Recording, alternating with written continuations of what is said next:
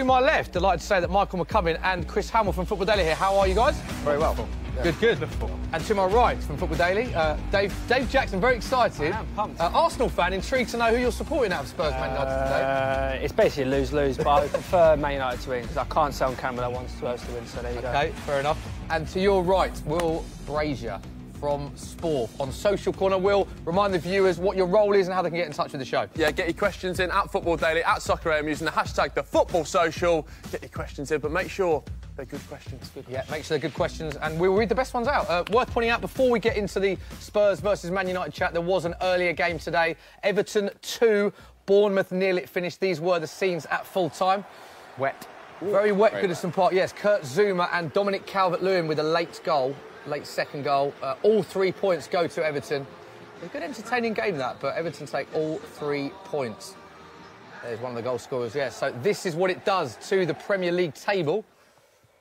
Here is the bottom of the Premier League table as things currently stand. Huddersfield starting to go a bit adrift, Dave, aren't they, Huddersfield? Dead and buried. Points behind Fulham.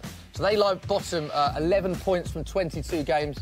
Fulham and Newcastle make up the rest of the bottom three. Worth pointing out, Fulham with the worst goal difference in the league, and Cardiff and Southampton only a point above the relegation zone. What a big victory very Southampton that was against Leicester. Massive victory for Southampton with 10 men as well in that game. Let's have a look at the top of the table. Oh dear. Big win for Liverpool yesterday, thanks to that Mo Salah penalty. Puts them 7 points clear.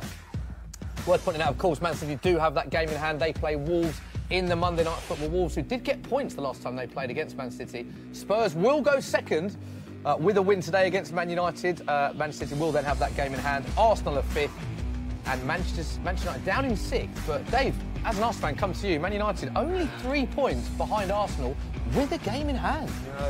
What was it? It was only like beginning of December. We're about 12 points clear, weren't we? So it's not been the best couple of weeks, has it? Are you worried? I just want Unai to play our best 11. Okay. And then win, lose or draw, it is what it is. Stop all this, just play your best 11. Tactically speaking, don't think there's a team in the world who thinks Mesut Ozil doesn't add anything to our matchday squad. So my biggest issue with Mesut is that, like, if we are not going to play him, he has to be moved on so we can free up some money. It's stupid. It'll be interesting to see what happens to Mesut Ozil in this January transfer window. Got to talk about Man United, got to talk about Spurs. Is a huge game for both clubs. Man United doing very well under Ole Gunnar Solskjaer. The question that everyone is talking about is Pochettino. Chris, come to you here. Go on. Pochettino, he keeps getting linked with Manchester United. Obviously, Solskjaer's doing we've got to point out that Solskjaer's doing a very good job at Man United. The big question that's on your screen now: will Poch stay at Spurs? What do you think? To your heart, seeing those words. I mean, I don't want to ask you, but I feel like this is the third Football Social in a row where we've talked about this, and the fact those rumours won't go away. Nothing's come out. Well, Poch hasn't come out to totally dismiss them, has he? Would suggest that he's a little bit enticed by the prospect of taking over at United. Like you said, Manchester United in the ascendancy at the minute. Ole Gunnar Solskjaer, the only manager, I think, to have a perfect winter period. So was it 4 wins out of 4 for him during that period? And I think he'd be the first Manchester United manager to win his first 6 games. If he first manager ever if they win today. He can claim victory today. Will Poch go to Manchester United? And will Ole Gunnar Solskjaer be in contention? I feel like, obviously, Ole Gunnar Solskjaer will only get the job, I feel, if they miss out on their top targets, much in the same way that David Moyes got the job by virtue of being, number 6 on the list, and Manchester United, the powers that be, working their way down. But I still think Real Madrid's a more likely destination, but he's got to be looking at the next 2 or 3 sort of transfer windows and thinking, if I don't have the money to spend, is this the best shape my squad is ever going to be in? It's worth pointing out, McCubbin, as well, for the Spurs fans watching as well, we can caveat that by saying Poch does seem happy at Spurs. His body language is that he came out in the press and said he can see himself managing for 20 years if the opportunities are with him. There is a risk factor leaving Tottenham going to Man United, isn't there? We've seen so many managers, high-profile managers, go to Man United and it hasn't worked out. True, but I don't. The one thing I would say is that Pochettino has a record at Spurs, which obviously Van Gaal had a great record before. Won a lot of things. Mourinho as well, but both of those managers had also a reputation of shaking things up to the point where the players start hating on them. And shelf life. For sure. I can't think of how long Van Gaal had actually been at a certain club. I guess in the Ajax in the 90s he was there for a while, but generally speaking, I think Pochettino seems like kind of, exemplary. Yeah. Compared to anyone we've looked at before. I think he would be the perfect candidate. If we're talking Man United candidates, we've got to mention big news in a lot of the papers today and social medias. Gareth Southgate linked to the manager. Well, where do you stand with that? I think that'd be a bad appointment for United. Do you? Why? I think he is a good England manager. I think he's a good international manager where he can get the best out of 11 players. But is he the kind of manager to take United back to where they should be, in my eyes, which is challenging for the title? I don't think it's anywhere near that level. Yeah. Despite doing a very extremely overperformed massively in the summer with England, I don't think he's good enough of a club manager to do a job with Man United. And a similar thing, like we said with Pochettino, there's a risk factor. If he's got it very good with England at the minute, the fans love him. There's a risk factor of him leaving England and going to Man United. It doesn't work out for him, and then he finds himself in a worse position than if he left in the first place. I feel you kind of get the sense as well. He's actually building something with England as well. Like there's no reason for him to go. You know, that's exactly why I think Southgate will stay at England and Pochettino will stay at Spurs. I think they're both building something quite special at both. Other names in the hat, Zidane, obviously, months ago, seems to be a lot of United fans' Well, surely if they were going to do that, they'd have done that on their last appointment, surely, for me. You can't see Zidane. I honestly, like with Spurs, and I think Spurs is a more attractive proposition than United is for the next 10 years. So for the whole Poch thing, I think that just starts the merry-go-round. If obviously Poch goes to Madrid, then who fills in there as well, going around that way. Chris, any other names? It's Man United, a huge club, of course. They're bound to be looking at other candidates. Maybe they're... I mean, by employing Ole Gunnar Solskjaer, it would suggest they're going to take a good 6 months to overhaul behind the scenes too. They've been trying to get a director of football in, been going after RB Leipzig's chief, who sort of worked with Pochettino before, which has only added fuel to the fire in terms of their pursuit of Maurizio. Max Allegri is another candidate, quite possibly. Unbelievable pedigree, you know, over the last 7 years. 6-7 years has won the Scudetto with AC Milan, with Juventus, and he has that presence, doesn't he? He has that, you can see him at the helm of Manchester United. But I actually kind of disagree a little bit with Will, and this is, you know, maybe for the first time in a long time, because Will's a very, you know... First time you disagreed with him? You know what that is? I don't say anything that's very divisive. OK, he disagrees on what? He's a very agreeable bloke, but in the... Tottenham are a more appealing proposition than Manchester United over the next 10 years. I think the core of a very good Manchester United team is there. Manchester United have got the money to spend at the drop of a hat. And Spurs, it's going to be tough waters to navigate moving into that new stadium and absorbing that cost and the excess over the next 3 or 4 years. And I think maybe the average age of the squads is pretty similar right now as well. Sort of 26, 27, so... I would think Manchester United, whoever inherits that squad, as long as they're the right profile, as long as those players suit that manager, which Pochettino, it seems like he's tailor-made to inherit that squad, I think they could make a really good fist of it, like Dave says, and kind of get bounced back pretty quickly. OK, let's have a look at the team news. It is in... first up, this is the Spurs team. Couple of changes for Pochettino's men. 2 defensive changes, in fact, from the Spurs side that beat Cardiff last time out in the Premier League. Jan Vertonghen is back from injury, which is great news for Spurs, and Ben Davies. They both start in place of Davinson Sanchez and Danny Rose, who both dropped to the bench.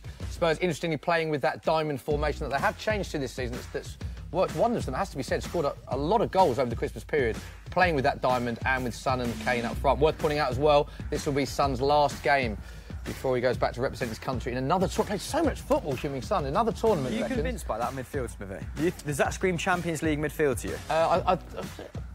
Sissoko has actually been one of our most informed players, to be fair to him. Dyer's coming back. He's obviously been out with appendicitis, so he's coming back in the side. Wanyama's out. It looks better as a diamond than a 4-2-3-1, I'll say that. It does look better as a diamond. I think I'm not too disheartened by that. I think obviously the front four, I call them a front four because they are the foremost attacking players of Eriksen, Ali, Son and Kane have been fantastic. Where I do get where you're coming from is I think if we are to strengthen, that sort of midfield area is an area that we do need to strengthen. Especially midfield, if Moussa Dembele, as reports are to suggest, does go to China. So it'll be interesting to see if Pochettino does spend money this January. So look at the Man United team. Ole Gunnar Solskjaer also making 2 changes from United's 2-0 Premier League win at Newcastle. Ashley Young and Jesse Lingard are named in the starting 11 as United seek to avoid a 4th consecutive league away defeat to Spurs. Juan Mata drops to the bench whilst Antonio Valencia does not make the matchday squad at all. amidst reports of a possible departure from Old Trafford. McCubbin, United fan, come to you first. Thoughts on that United team? I'm relatively happy with it. I think Lukaku could do with a start. Yeah, you surprised Lukaku's not starting? I'm slightly surprised. Yeah, I'm slightly surprised. I think he's done really well to kind of find form again. I think he had obviously a pretty shocking start to the season. Received a lot of stick, and quite understandably has been kind of less confident as a result. But I'm really happy to see him kind of just getting goals again. Scoring with his last touch. Yeah, he did against Newcastle. Right? I'm relatively happy. It's good to see Rashford in a centre forwards role as well, but I would like to see Lukaku. Yeah, these are the live shots at Wembley Stadium. As you can see, players walking out, kick-off moments where get your questions in. Will is on Social Corner. We'll be taking the best questions. There you can see the players coming out. So I'm just joking on. Marcus Rashford has had 9 goal involvements in his last 8 games. So that would, it's not going to be to the side's detriment that Lukaku isn't there, but he could be a great option to come off the bench. I was really surprised to see, I think this is in Premier League football, that he's got 98 goals and 199 appearances. I think this would be his 200th appearance. Lukaku, should he come on in this game. And that, I mean, given that kind of poor run of form late, that's still extremely impressive. Yeah, for someone so young as well. Yeah, the fact that he was playing, playing for Everton for much of that time as well, who aren't a top West four Brom. side. We're talking about on-song forwards, maybe. Harry Kane, 7 goal involvements in 6 games. Son, 11 in the last 6 weeks. Yeah. That's the most prolific front pairing, of late in the Premier League. Yes, it's a good point you mentioned about if you look at Kane and Son. I mean, Son's been the most informed player in December with goals and assists. Has the most goals and joint most assists in the Premier League in the last 6 weeks. But there's an unbelievable stat about Son and Kane when they've played together. Their goal scoring. This is a goal scoring stat when starting together. They've scored 110 goals combined in 82 starts for Tottenham. Wow. So maybe that's a reason why. We just saw shots of Pochettino there, both managers. Maybe that's a reason why he switched to a diamond to play them as a front two, because whenever they play together, one of them seems to score, Dave. They're fantastic front two, aren't they? Yeah, they are extremely good. That's what you want to say on the matter as an Arsenal fan. Well, is it? Kane's been dropping deeper anyway, isn't it? Like, Kane he has been playing. Son's almost been doing his number 10. Look at that little Photoshop job there from, Will, whilst we're with you, let's go to Social Corner.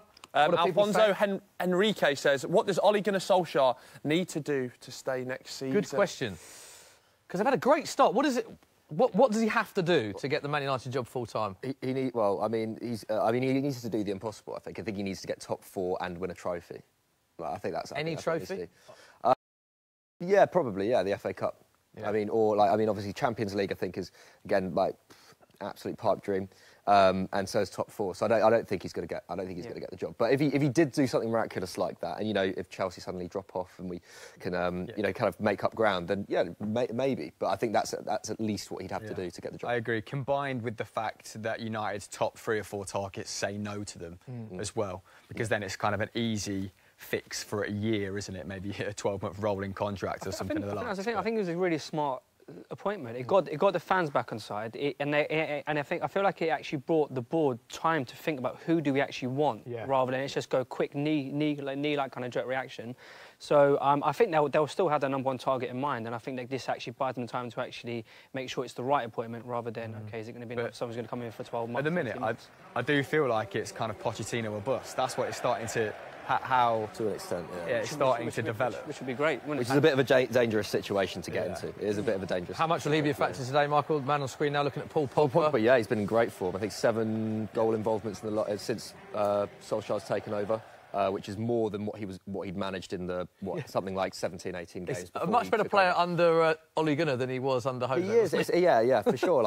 He's just happy, isn't he? I think that's the main thing. I think even when under Mourinho, I think he, again, a player who just got too much stick. I think he was always prone to mistakes, and I think that was due to a lack of confidence. But he was still, his in-game numbers still looked pretty good even under Mourinho. But when he's scoring and getting assists, it clearly lifts his confidence and lifts the other. I want to stay with you on that point, because we're talking about the difference under Mourinho and Solskjaer, not just for Pogba, but this is for Man United in the Premier League this season. Of course, there's been a lot less games under Ollie, it's worth pointing out, as we all know. But also more played, goals Man United have scored, less goals conceded, better shots on target, better passing accuracy, better forward passing, better percentage of passes short, better sprints, better possession, and better shots on target, all under Ole Gunnar Solskjaer It's crazy, than Jose. Now, that to me, would that imply that there was players that weren't given their all under Jose Mourinho? Because that's not more goals. That's across the board. They're defending better, shooting better. What do you put that down to? I put it down to the players.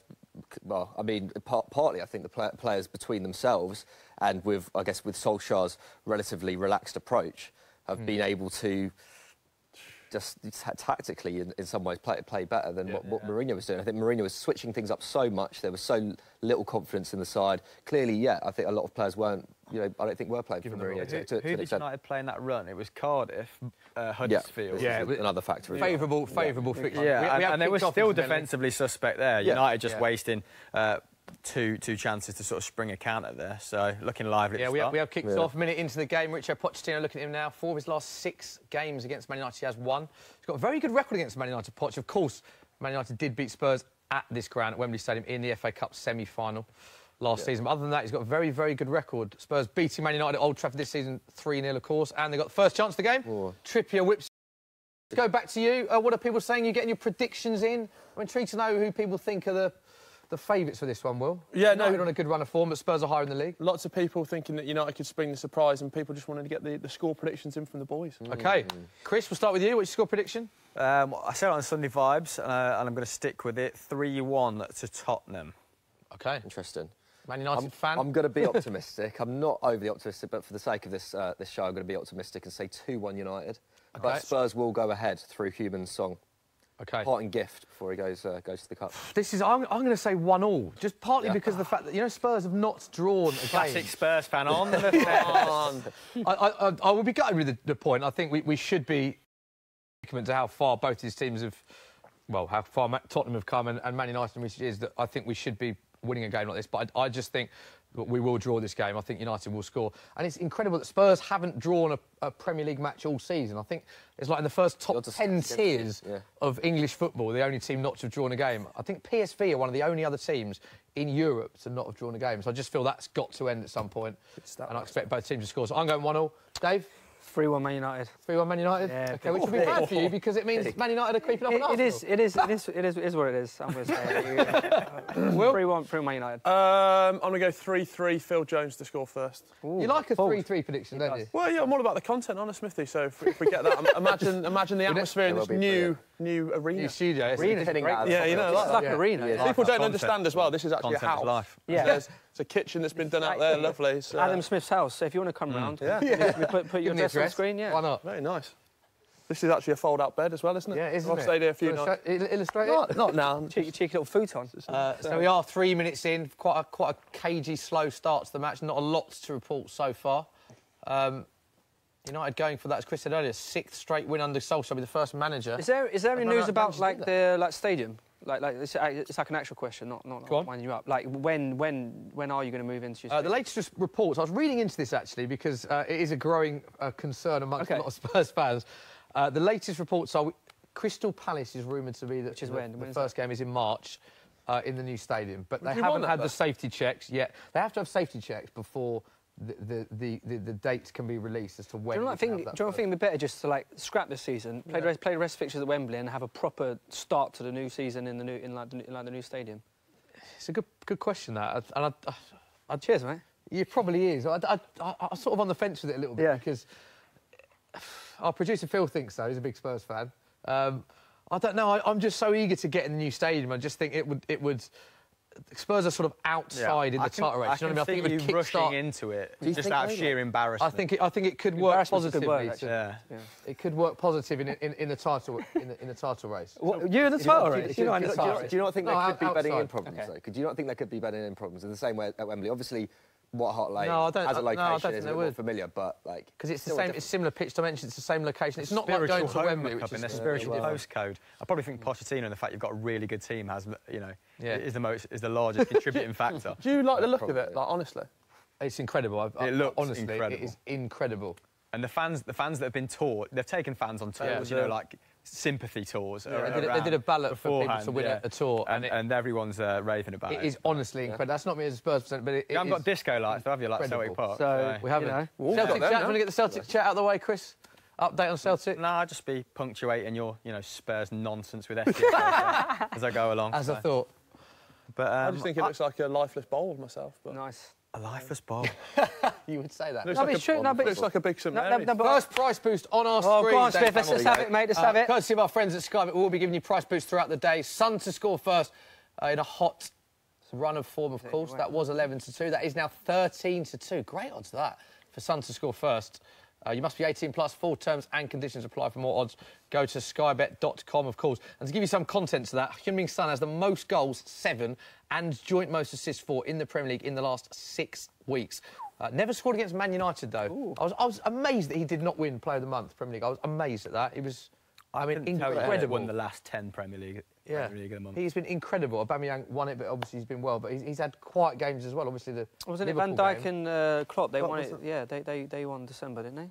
Yeah. Was it not Klopp and Van Dijk, or was it the month before? Aubameyang won the you're right. Van Dijk and Aubameyang won the last 2, but Heung-min Son's been consistent. It's a yellow, isn't it? Wasn't great. It's off. It's off. Send him off. Send him off. He's done. He's not. Oh, look who's refereeing. Look who's refereeing. He's refereeing. 12 against 11 here already. I actually thought Shaw was quite lucky there. Maybe not body checked a little bit. It's a coming together between Harry Kane and Luke Shaw. Kane's got that in his game, very vicious player. He is. He should be. Look, he should be. Foul beforehand from Pogba. Classic Sunday League. You've been done, and then you want to get one back on the opposition. Yeah, exactly that. So a bit of a bit What's feisty there. Tit for tat. This team's lovely, by the way. Smithy, I mean, we got the same cheat sheet before this, game started. Yeah, stats, boys. Shock horror, we don't, gather our own stats. But who was the last team that Manchester United lost 3 away games to? Of course, you can emulate that here. We can emulate what that here. Year was it in? Oh, the last team. Good question. We like a bit of stats on this show. The last team that Man United lost 3 away games. Am I right in thinking it was Swansea or someone random like that? No, it was actually Everton. Swansea's the last team to the double over Man United. Yes, that is correct. Right. Almost. Everton in 1984. There you go. Every day's a school day, and the more you learn, the more you earn. All right. That's basically it. And we will be giving you more trivia as the show goes on. We've got Bradley, our expert stats man, on the show. We'll be giving you more. Will, let's come to you. I know that we've got a lot of viewers, a lot of questions flooding our tweets, flooding our stream. Remind the viewers how they can get in touch. Yeah, it's at SoccerAM, at Football Daily, using the hashtag #TheFootballSocial. Get involved. There's a question here from John Michael Tavern. He says, who has got the best youth talent in the Premier League? Oh, good question. Like that. I thought while the game's a little bit slow, just bed you in with a nice little question like that. Do you know, I think this brings us nicely on to the issue that Chelsea are having in the January transfer window. Because... Go on then, son. Oh, lovely. Harry! Oh! The other Harry First chance of the game. Lovely little build-up. We spoke about the relationship that Heung-min Son and Harry Kane have. Lovely pass. Harry Kane drags it just wide. Trippier whips the ball in. That was Harry Winks, sorry. Lovely pass from Winks. He should have scored, Smithy. He should have scored, mate. Oh, that was brilliant. Big first chance. Have a look at it again. Trippier's just sent Shaw. Lovely pass from Ericsson. Dizzle there. And it's Heung-min Son. That's a lovely little reverse ball, isn't it? Great run from Harry Winks as well. Look. Heung-min Son into Harry Winks. What's Shaw doing? Oh, and he just drags it just wide, isn't it? Just wide. It almost went off for a throw-in. Yeah, is it shot across? I can't know what he was thinking there. He was going for back post tapping, wasn't he? Yeah. We'll stick with the corner, then we'll go back to the question. Trippier whips one in. Oh, a bit of a push. Go on, Harry. And it's over the bar. He's normally got a lovely technique as well, just outside the box, shooting from range, hasn't he? David De Gea also got a new haircut as well. Yes. David's got a new haircut? Yeah. What's he on for? It's just like that classic, when that's my favourite subject. And you've got, you can just pull it off. It's just a 1 all over. Oh, okay. No, maybe a 3. 1 all over, is it? No, not a 1. Maybe a 4. One's, that's short. Look, there's no one picking Harry Winks up on the edge of the box here. Absolutely no one there. He's got a lot of time as well. No one's putting him down. That's 2 big chances. Yeah, no. Should have done better. 4 all over. was that? Who's not picking him up? Pogba? No. I mean, Pogba goes for it, basically. It's a strange clearance, that. But it leads to nothing because Winks plays over the bar. Back to your question, it was best youth talent. Yeah, who's got the best up-and-coming talent as a collective? Up-and-coming. Not like individuals, but who's The point I want to make about the youth team is that you look at the YTS League, that Chelsea won everything at youth team level for like the last 5 years, notably when Jody Morris was there, who's obviously Frank Lampard's assistant now at Derby, but they won treble after treble on absolutely everything. And the lack of those people, the lack of Chelsea youth team talent that actually made it into the first team is staggering. And also, I believe they've got the most players out on loan of any Premier League team. Yeah. And you witnessed it with Callum Hudson-Odoi, who I thought was one of their best players against Spurs. To transfer, didn't play. They've got the Premier League apparently has 120 youngsters out on loan. Yeah. I think Chelsea are responsible for 40 of those. I think it's 40, which is a good indication of how much talent they've been hoarding, and that's led to Hudson-Odoi. I think it would be a very positive move for him to go to Bayern Munich. He's only competing with Serge Gnabry there. He's not Sarri traditionally does not give youth a chance. No. He's very set in his ways. Likes to stick with a consistent 11. So I can see that being a very tempting move for him. But we actually had a conversation about this on Continental Club, didn't we? We did, yeah. How young English... Chance for Man United! Lingard! Oh, no, Jesse Lingard shanks it over the bar. Lamb shanks it. Thing on his chin. Big chance, Mark Oven. Talk us through this one.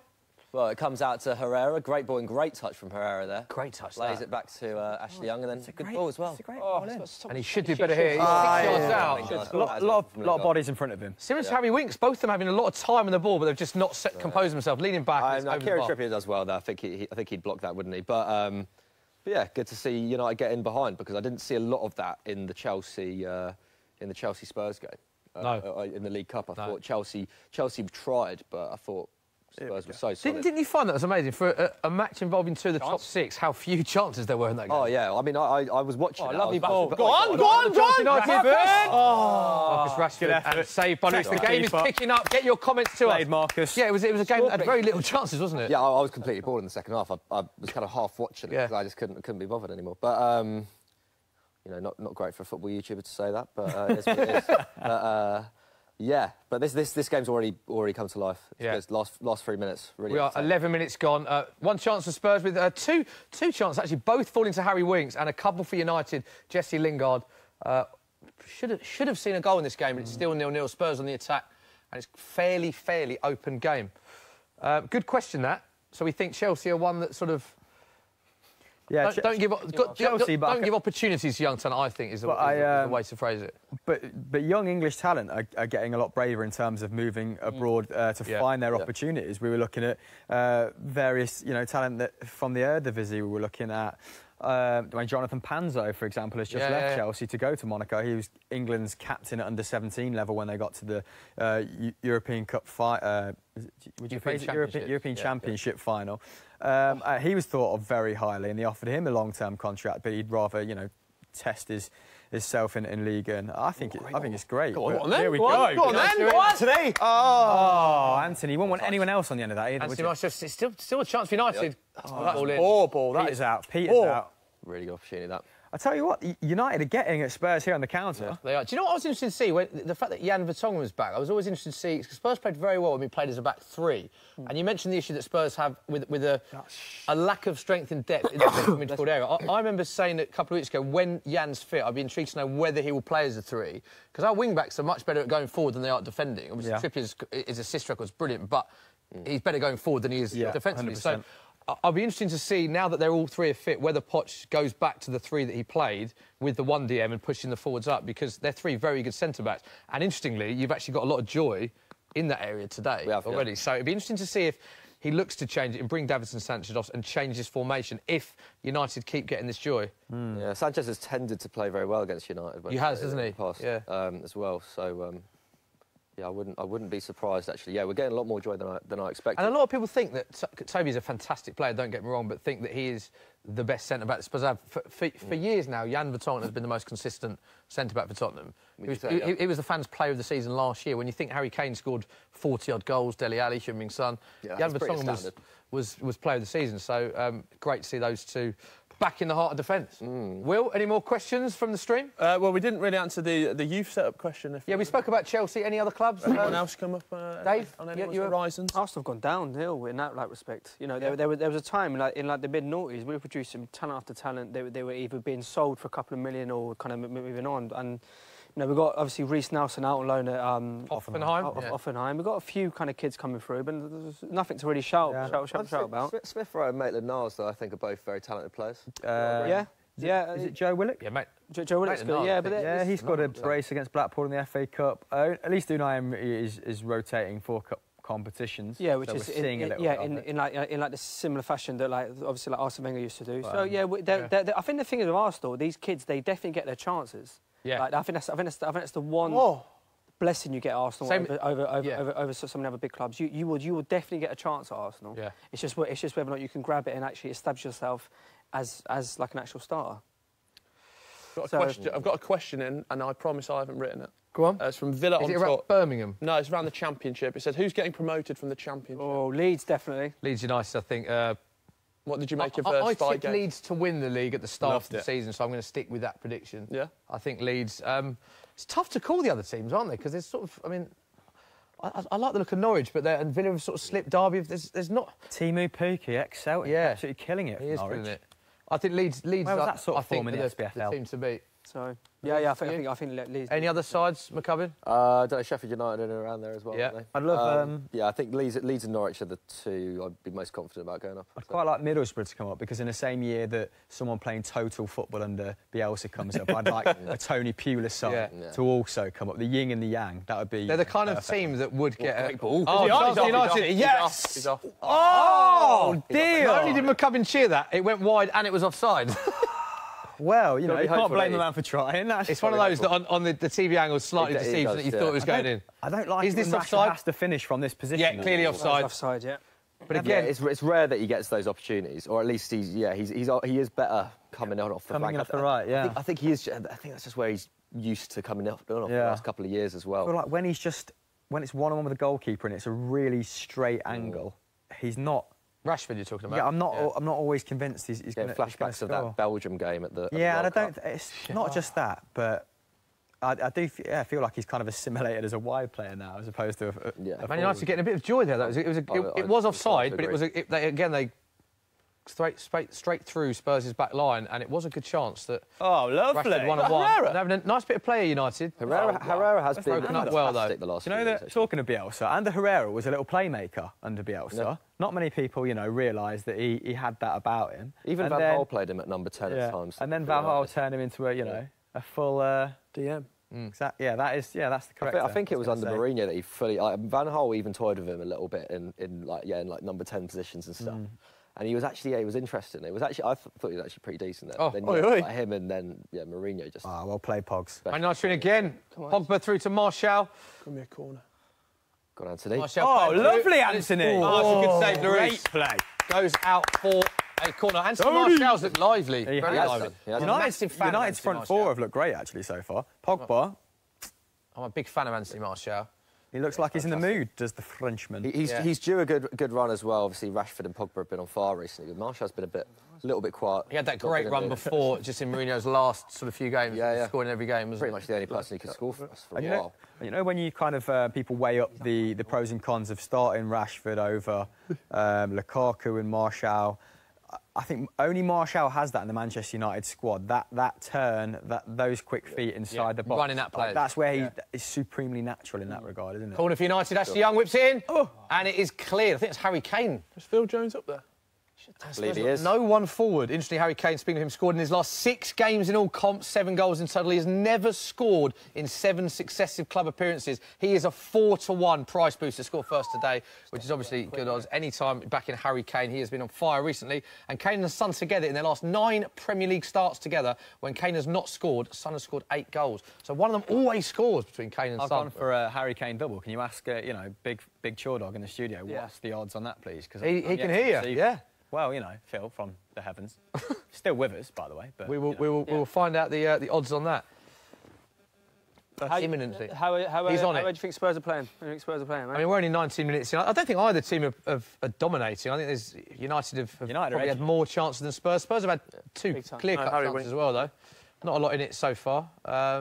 United are having the ball in better positions, I think you could say at the moment. But Spurs had 2 big... Harry Winks had 2 big chances as well. That is true. I Clear-cut chances. chose to kind of erase that from my memory because I kind of want United, Free kick out. United Might to think, win. let's play This makes for on. a better narrative, doesn't it? Need a bit of Mike Dean magic, I think. I ain't got a second! Oh. But great. Coming together great there. call. And that Great is call. making the best bits at the end. Yes, it is. It is. Come on. Lindelof's been incredible in the last couple of months. Yeah, post Mourinho, another player that's improved. I would say that. I mean, even before he was easily Juventus, best for defender. example. Yeah, fantastic. Harry Kane is 7-1 for a brace today. Chris Hamill says in answer to your question. We'll have a tenner on it. Dog. 10 for that, yeah. That is, of course, the Sky Bet. Full terms and conditions apply. You must be 18 plus. For more information, go to skybet.com. Expertly done. Smithy, the first time for me, but I don't know if you've done it before. There's actually a birthday. Mark Caldwell is watching from home, and he says, "What a way to spend my birthday by watching the hashtag Football Social with you guys." Happy birthday, Marky! Happy birthday. Many happy returns. Are you going to sing Happy Birthday? I can sing. Do you want to sing? Yeah. No, the viewers don't. I bet you've got a decent voice as well. I bet you're a crooner. I was in the choir. Yeah. Not anymore. Carrying the hymn sheets, Not handing them anymore. out, weren't you? You little creep. I was in the choir. Chance for Spurs. Oh, lucky Tottenham. How old is Mark? Do we need to? I don't know. I don't like to How else speculate is with he age. spending his birthday, Mark? Let us know Yeah, what get you're in doing. touch, Mark. Let's get Mark a price, booze. Yeah. Come on. What's your main present? Yeah, you like that? Yeah. Hope it was a football. I think it's a bike. Football. It'd be a bike. What was your best present as a that you'd get as a youth? Let's stay on the birthday theme here. Yeah.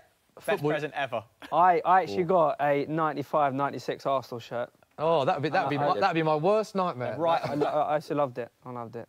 Was that the JVC one? It's basically the one that I wear, but not that shirt. Yes, that one. 'Cause it'll be tiny. My old man, despite my distinct lack of ability, finally convincing him for my birthday that he should buy me some Predators for £120. Wow. And that was it. That was drew a line under it after that. I wasn't getting anything else, but just those boots. You know that you get them home and you just be like, oh, God. Yeah. Smell the leather. Staring at them. Just when you get a mini goal for the garden, that's good, isn't it? they didn't see many man of the match performances. I had a mini goal in the garden once, and I actually lost a tooth because the crossbar fell on my tooth. Did it? Yeah, Really? it snapped it. How long did it take you before you were level with the crossbar? Yeah. As a youth? This was probably 7 or 8. But put that one out. It was a full-size crossbar as well. He was already Came level out 5 with it. times since. Oh, so really? I was playing that crossbar. So that was a bad Christmas present then, obviously. Yeah, but my best one was I got 10 WWE wrestling figures in a set. And I thought that was as good as it got. And then my dad had bought me a backstage arena. The I had the backstage arena, yeah, and you press the button and it had the music, yeah. Worth pointing out, nothing of note going on in the game. Hence why we're talking about wrestling figures. 22 minutes in, Hugo Lloris has the ball in his hands, plays it out to Ben Davis. Been quite a cagey game. United probably edging it in terms of better chances, but no team really dominating. So we'll go back to social corner. Yeah, get your questions got a quiet in. moment. An interesting one. We normally talk about the top 4, the top 6, but a question here from Zach. That's all he says. Who do you think will come 7th? Okay, it's a random question. I remember watching. So Seventh? after New Year's Eve, well, New Year's Day, it's commonly known as, watching Everton versus Leicester and thinking, so one of these has to finish 7th. And this is when people were talking about them catching up with United in 6th and United falling even further down the table. Yeah. And it was an awful 90 minutes. They played a lot of football at that point, the players, over the Christmas period. Yeah. So there is that kind of excuse. But I just was a thought disappointing game, distinctly off the pace when it comes to challenging the top 6. But Everton maybe just slightly edge Leicester because they maybe play a bit more of a daring brand of football. I mean, since then, Leicester have lost at home to Southampton, and the virtues of playing attacking football becoming clear under Hasenhüttl at Southampton. So I think probably Everton. Spurs in here. Chance. Oh! Yeah, I think probably. I mean, in terms of probably stature Everton. of What about you, club, boys? it should be Bournemouth. Everton, shouldn't it? Oh, Bournemouth. I think Bournemouth. Rogue, love it. I mean, if they can keep hold of Callum Wilson, which I think they will. Yeah. They did lose to Everton today, but I think they've come off... Well, they've not come off. They're still in a pretty poor run of form, but that suggests to me that they're due for an upturn at some point. And yeah, if Callum Wilson stays and kind of can find his They've got a lot of scoring informed boots, players, really. that's David their Brooks, best side, but, Ryan Fraser, Callum Wilson. They've got a lot of informed players, really, this season. And David Brooks is probably the best signing they've had in years. Yeah. Oh, Sissoko. Oh, Dele Alli's in. Solanke as Go well. on. Cut it back. Oh, corner for Tottenham. How do Liverpool keep doing it? That's Getting how much 14 million they've got for Danny Ings and Solanke. Danny Ward to Leicester, that was like 15 million. Yeah, not only Premier League game. that's essentially paid for what? They've got 6 mil and Shaqiri for one Dominic Solanke. That's crazy. Good business. Corner for Spurs. Profit. 24 minutes gone. I imagine Kieran Trippier will be over this. Yes, it is. Trips whips it in. Whippers. Oh, Harry! Oh, Harry. What's that man? It was a Harry good block, Kane. though. Should have scored, Spurs. mate. 7 Spurs to just get 1. a little bit of joy now in the last 5 minutes, and there's danger still not cleared, and it's a bizarre clearance. It's a karate That was kick, mate. fantastic. Karate kick. What a clearance that was. That's the best clearance you can There will ask be no for. mercy in this dojo, mate. Here goes Marcus Go on, Rashford. Rashford. Ericsson tracking back, Give me a corner. Give me a corner. and it's... Have you got a number of corners on? Or? No, I just need Phil Jones. Oh, header, fair. don't I?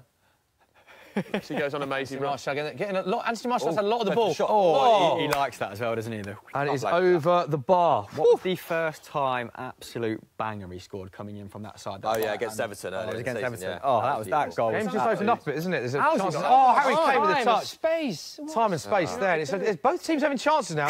Look at that he could have won bomb. defensive organisation from United. Look, first time That's there, fantastic, Smith. isn't it? Look at it. What's Matic doing? Matic Where is is it? nowhere. No man's land. He does. He That's does. been He does. his Kane, job like, for the was whole game. Jones's man. He just left him. He literally just left him then.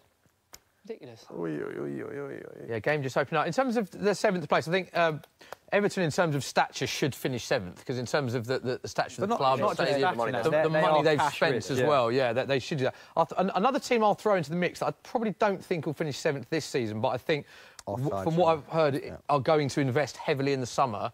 I think Wolves are going to be a team that are only going on the up with the money they've got to spend. And from what I've heard, they're going to spend big in the summer again. And I think they're a team that will... I just think they're in a good place financially. They'll be a team to push it. Although they're a weird team because they've knocked Liverpool out of the cup. They've beaten Spurs in the league, beaten Chelsea in the league, drawn to Man United, drawn to Man City. Yet they've lost to Cardiff, lost to Huddersfield, drawn to Fulham. Yeah, they're a very inconsistent team. Yeah, they've struggled against sitting defences, haven't they? Yeah. Like, we interviewed Matt Doherty earlier in the season, and he was saying they find it easier against big sides just because That's interesting. they leave more space up front and maybe kind of underestimate Wolves' ability in the transition, which has been great this season. Sort of He's played quite well, Matt. Raul Jimenez will hold it up. They've got those full-backs that bomb on. They're really positive, aren't they? Doherty's been great. Yeah. But then when you play against, Burnley or Huddersfield, who have eight men back, in the box, and you've not got maybe that profile of forward who are like Martial, who are Lovely, Paul. who are nippy in the box, then you might struggle. But interestingly, they're trying to buy Tammy Abraham, aren't they? Yeah, they are. Yeah. Which, if that's true, and they spend 18 mil on Tammy Abraham, which I think is an absolute bargain, by the way, if they secure it, and apparently offering him 120k a week as well, like that's pretty. That's crazy. He's not going to get that offer anywhere else on the back of a free score in half a season at Villa. But apparently also going to tie Raul Jimenez up. Down, yeah. Is it Raul Jimenez? Yeah. Raul, Yeah. for 34 million from Benfica. But is that and Two totally different forwards, but that's 60 mil. But I can see them doing both, Hamilton. That's what I mean about they have the money to Yeah, that's if what they I'm want- saying. Yeah, imagine you know what I mean? But that's right. They're right to go after someone like Abraham because he's always been very, very good at getting shots off inside the box, and that's maybe where they can make those marginal gains against the smaller sides. But if you're Tammy Abraham, you've got guaranteed first-team football at Villa, and as much as I'd like him to go, because obviously it'll see their demise, but if you go to Wolves, you've got second-choice striker for... Well, I actually think he's better than Jimenez is. I keep saying I'm unsure if it's Jimenez. Raul is. It is, yeah. He's 27 now. Right. I think turning 28. So I actually don't see the value in spending 34 million on him. But 18 mil for 21-year-old. Chance for Spurs, Son on the edge of the box. Oh, here we go. Went That's down. a very suspect lunge. Ericsson, Oh, nice and for Jonesy. Could have been. Spurs coming into this game. A good period this for Spurs, last 10 minutes, getting a lot of joy down the left with Ben Davis on the ball again. Oh, no! Son in the box. Oh! The interplay of Spurs' front four is class. First touch pass. Oh, I think he's offside there, Absolutely He's not class. given? No, okay. I don't think he was offside. Corner. No, It offside. was offside, yeah. Do you not think Got to be with cornered, that 34 million, though, it's a bit, because, George is involved and you don't know how involved he is in certain situations, it might be slightly inflated. It's hard to gauge, isn't it? But I don't know if he has much involvement at Benfica, but traditionally Benfica and Porto are very good at getting money for their players, aren't they? Yeah. And his stock is only in the ascendancy. So yeah, I think Wolves are probably a good shout because they actually, unlike a lot of the teams competing for that position, kind of have a clear, defined strategy in terms of recruitment, and a way of playing that's just beyond pragmatic. So Interesting there, we saw Heung-min Son's stats appear there. As you say, he's one of the most informed players at the minute. If you want to get a Harry Kane goal with a Heung-min Son assist, that is 12-1 with Sky Bet. And we spoke earlier, just gone up to 14-1 in the last few minutes. Oh, wow. 14-1 for a goal scored by Harry Kane, assisted by Heung-min Son. And we spoke earlier about how many goal involvements they've both had. Who's a nicer playing bloke? as a front two, because Spurs are playing with the Diamonds, so that's 14-1 with Sky Bet. Who's a nicer bloke, Juan Mata or Son?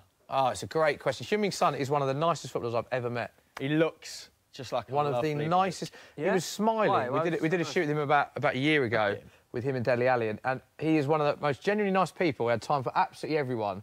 But the thing that I take from that is he just smiles all the time, and he's just a genuinely nice bloke. Positivity. Yeah, I haven't met Juan Mata. Who'd you rather go for a beer with? Juan Mata. Ooh. I've actually met Juan Mata in Juan Mata's tapas restaurant and exchanged patas bravas with him. Do you say exchanged patatas, bruv? Yeah. Just each other a bit of a bit. It's very romantic, yeah. Quite a small man, but... yeah, I can imagine that was quite a lean I'll tell you who else I'll put in that as one of the nicest footballers is Santi Cazorla. Yeah. Oh, what a lovely man he is. Oh! Go! Does that count? Harry, come on! Really messing up my bet. I really don't like it when that happens. Right, we'll see if that is the right call or not. The ball is in the back of the net. It's 1-0 Spurs, but it is disallowed through offside. Is it off? Let's have a look at Kieran Trippier whips in his onside there. Well, Quick decision. Great decision. Yeah, it's a decision. So the ball's whipped in. Ball's whipped in from Kieran Trippier. We're just checking that definitely came off Dele Alli. It did come off Dele Alli, didn't it? Which means he's in an offside position, Harry Kane. Right place, right time, goal. Harry Kane's day, that. Doesn't go for him. Great to see the officials training. We're only 30 minutes in, mate. Well, you know. But it feels like it could be one of those games. It could, yeah.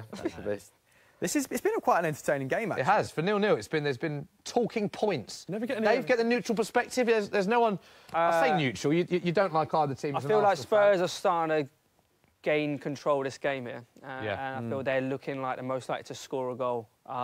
United had some big chances where if they would have taken the lead, completely different Change the complexion of the game. Spurs now are looking to get on top. Also, when Spurs played Man United, I don't know if you watched the game, the Monday Night Football game, which Spurs won 3-0. Spurs were dominant in the second half, absolutely dominant. But it's worth mentioning that the first half, United, I thought, United were, if anything, the better team. They had a big chance at Lukaku, missed it, and it's like you quite rightly said there, had that goal have gone in, I still think Spurs would probably won, but it might have changed the complexion of the game. I think the result of that game probably would have a little bit more fairly. It was a big moment, that miss, wasn't it? That Lukaku the expected goals was like 3-2. Yeah, exactly. Yeah. So it should have been a lot closer. And that wasn't great for me. And it's a good point you make, Dave makes, though, about United not taking chances, whether that will play into Spurs' hands. Spurs have missed a few chances as well, though, to be fair. So need a goal. We always have late goals on the Football Social. We do have goals usually, yeah. Any more questions? What are people I think by the magic of TV, there's going to be a graphic appearing on the screen which says who is the best midfielder on the pitch right now. That is from Saucy Dyer. Interesting. There you go. Look at that. I said it. There it is. Does he mean who is the best midfielder today or generally? There's playing on the pitch? Because if it is, then I think the most world-class midfielder is Christian Eriksen. I think it's Paul Pogba. Me. Do you? If you're asking me which player would I want, you'd rather Pogba over Eriksen? I'd have Paul Pogba. I think Pogba or Eriksen? I think as an all-round, that wasn't a dig at Eriksen I take Pogba. As a creator, I take Eriksen. But as a midfielder in the classic midfielder role, I'd go for Pogba. Pogba can do more. Pogba can do more. They are completely different players, but who play in different roles. But I mean, I love they're quality players. Maybe we get that as a poll. I feel that you could build a team around Paul Pogba, whereas I'm not sure you could do the same. Do you know what Eriksen is? He's wicked. He's wicked. Do you know what Eriksen is though? When Eriksen doesn't play, you notice it. You notice when he's not playing so much because he's on the ball. He's so creative. His actual decisiveness as well, not just his creativity. Like his goals and assists have really racked up. I think he's averaging a goal involvement every 0.5 games, and that puts him on the par with David Silva, I think, and above some of the all-time greats like Gerrard, like Lampard, around 0.4. So at the minute, in terms of like making that final ball or scoring an important goal, he's pretty iconic in that sense. The other thing is the quality of goals that he scores. He scores some unbelievable. The goal against Everton, the technique of that, like he scores world-class goals. I think the thing is, though, Paul Pogba's won some trophies as well. That's what I was going to say. No, and that's not even a dig, but it's like he... Well, it is a dig, isn't it? No, but you think he doesn't get included the same as David Silva because he's not won trophies like David Silva has? Because he's obviously of the same talent. Yeah. But he's just never... won trophies to back that up. So you're saying you think there's an argument that players who don't win trophies aren't as recognised as those that have? Yeah, because he's obviously got the talent and the abilities. The stats back that up. But I mean, Jimmy Traore won Champions League, didn't he? So. Yeah. Well, he's been heavily linked with Real Madrid, hasn't he? Yet again. Yeah. And I think that probably goes part and parcel with Pochettino being linked with Real Madrid. Lovely bit of play that from Spurs. Both Worth teams pointing out as well that breaking up possession. Is still in midfield. Sissoko has broken up a lot of possession this game again for Spurs. And Winks has been on the ball. Oh, Charles Smith! All the chances from Harry Winks. Another one blazed over the bar. He's been good on the ball, Harry Winks. Okay, I think for Harry Winks, this is a massive month for him now. This is his chance to fully establish himself as a central midfielder in Spurs' team. Because if not, in the summer, they are definitely have to strengthen in that position. So this is literally it. Yeah, you're right. He's got, obviously, Wanyama's injured, Dembele's going, This is his chance to grab that shirt. Wanyama's done now, isn't he? Wanyama's very injury-prone, isn't he? This is a shame, because he was such a good player for a very long time. But, yeah, agreed, Harry Winks. Massive couple of months. A goal in a game like this goes a long way to kind of reassuring the fans you're a long-term option, doesn't it? Speaking of maybe possible replacements in that area, Declan Rice had a fantastic game yesterday. Worth talking about Declan Rice. What do we think of him, and is he a future England star? 20th birthday tomorrow, his first Premier League goal, man of the match against Arsenal. Also, he hasn't actually aligned himself to England yet, because obviously he can play for Ireland. He's still making that decision. So it'll be interesting to see what he does make, but he is definitely a player in form. And also, I think how important he is for West Ham. If he left West Ham, I think they would struggle already. Yeah. On the subject of Rice, can anyone name the last teenager to score for West Ham? Oh, Joe Cole. No. Frank Lampard. No. Mark Noble. A bit more obscure than that, but it's very obscure. Say again. Last teenager to score for West Ham in the Premier League. Last teenager. And if you know, make your suggestion known on our live stream now. We will dig out the last teenager to score. Rio Ferdinand. No, I mean, you said it's recent. It was 10 years ago. It's in 2009. Not Mark Noble, no. 10 years ago, yeah? Jack Collison. Not quite. Oh. Jack Collison was still 30. Do you want to know? No. It's if it wasn't Jack Collison, it's chance. He's still playing in the Premier League now. Is that Tompkins? Tompkins, no. James Collins, no. Not English as well. Oh, still playing. It's a good question, this. Reece Oxford? No, not Reece. That was a suggestion from Omar. Again, 10 years ago. Not English, sorry. Not 10 years ago. Yeah, 10 years ago. So Reece Oxford would have been What manager? 2009. He was there in 2009. What was it? Not Curbs. Pardew. It wasn't far long after that. Nah, it was. I think it might have been. I don't know. I think it was Zola actually. Maybe. Nah, maybe not. When I said Collison, you said not. You said Vote. I don't know. Not a bad shout. We will get this. We will get Stanislas? It was Stanislas. Yeah. Junior Stanislas. Yeah, done that myself as well. Nice. No, that was from... who was that? Who got that, Will? That was definitely not me. That Connor McGennon and John... Oh, here we go. Connor. Oh, well played. Connor. Dangerous cleared from trivia. Back to the game. 37 minutes gone, 0-0. Spurs slightly edging it at the minute, but United probably edged it at the early part of the game. So nothing of real note in the last 5 minutes. Pogba with a half chance, danger cleared. We're still awaiting the first goal. There's a legend for both clubs. Dimitar Berbatov is in the crowd. 46 goals and 102 appearances for Tottenham and 56 goals and 149 appearances for Man United. Sat next to the king, Ledley, who is still to this date one of Spurs' greatest ever defenders. We love Ledley King. It's going to say at the Lane, but we are not at the Lane. We're at Wembley. Still. It's embarrassing. So good to see Ledley and Dimitar. I'd love to know who Dimitar Berbatov is supporting in this game. Yeah, this is a big blow for Tottenham because Sissoko, we spoke about the midfield area being quite light for Tottenham, and Sissoko's down. It looks like a hamstring. Now, this will be a big blow for Spurs because he's been a very informed player for us. And he's broken up possession very well. He's transitioned to play really well. Not just broken it up, he's carried the ball. Oh, it's a bad one. He's gone. We know it's a bad one because it's completely off the ball. Poor guy, he is running. It's like Michael Owen back in the day. He's just running forward. Great reference. And he's heard a pop and he's just held his hamstring. So this looks like it could be serious. And it's not what Spurs need with a second leg of the Carabao Cup coming on. I think Ollie Skipp will come on. There he is. Yeah. Speak of the man. Who's this? Ollie Skipp will come on. Who's this? Very highly rated midfielder, but he's very young. He's played three or four games. How old is he? Oh, Lamella, actually. 18, 19, very young. Can you like tell us more about him? Yeah, he's a young midfielder who he made his debut in a League Cup game against West Ham. He came on against Chelsea, actually, late in the Carabao Cup. He's been used by Pochettino in the sort of lesser games, Tranmere's, those games like that. He's very, very highly rated. Has been for many years. at the sort of reserve and youth team level, and he's been thrust your into best kept secret then? I've never... He's been thrust... The reason why he's been thrust into the first team because of injuries, because we spoke, Dembele's off, Wanyama's injured, Dyer's out with his appendix. We're very light in that area. You've not really been linked with anyone this January either, have you? At all. You've got loan him, haven't you? That's desperate what I'd be amazed if Sissoko carries on here, because this was an off-the-ball incident with his hamstring, but it looks like... No, he's having a discussion with the on, physio. Surely. Yeah, he's just playing for time, isn't he? No, he's going to be... Winding down the first half. Mike Dean's saying yes to obviously go off the pitch. We know that fairly recent rule now, you have to go off the pitch to come back on. And Eric Lamella's come. This is quite an attacking sub, this. He will definitely get sent off today. So, yeah. Dele Alli in midfield. Well, this is what I was just about to say. I think he's going to switch to a 4-2-3-1. Still wants to have a little jog. So just to keep you updated, what's happening is Sissoko's off the pitch. Lamella is stripped, completely ready to come on, but the physio is asking if Sissoko can carry on, because I think Sissoko wants to play Surely can't take the risk there. To be fair, there's only 5 till half time. Maybe see if he can... Sissoko's back on. Back on, mate. He's a machine. Inspirational. Have Have any of you ever seen a player pull up without being contact? Not a hammy. Go down and then come back on. Yeah. I don't think I've ever seen that. Yeah, it's pretty fake. Listen, this is the moment. We'll keep an eye on Sissoko. He's jogging quite gingerly as well, doesn't he? I think it might be until half-time. I don't see him coming back out for the second half. Script is written for him to score a 90th minute winner. So there are 5 minutes left till the end of the half. Sissoko's back on the pitch. Great header by Phil Jones there. And we'll let you know if they do make a half-time first involvement. But I do think, Chris, if Lamella comes on, he will change the system. Yeah, Dele Alli's so good. Dele Alli can play anywhere, man. Yeah. Dele Alli is, I feel like he's a mould for, the future professional footballer. It's just he can play anywhere. Do you know what I think he does well? I'm not saying he's the best young English... Well, I don't know how you classify young. I'm not saying he's the best in the world at young... There's obviously better younger players, but I think he reads the game incredibly well for someone of his age. Like, the fact that he's played in different positions, he can box to box.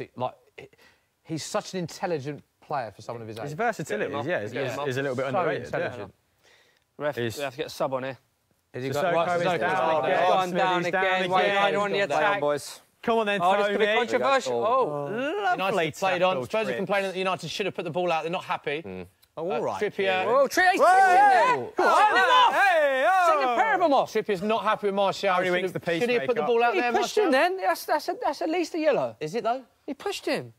There's an argument that if they should have put the ball out because Sissoko went down, United carried on and No, Trippier's not happy. Momo Sissoko should have went off the...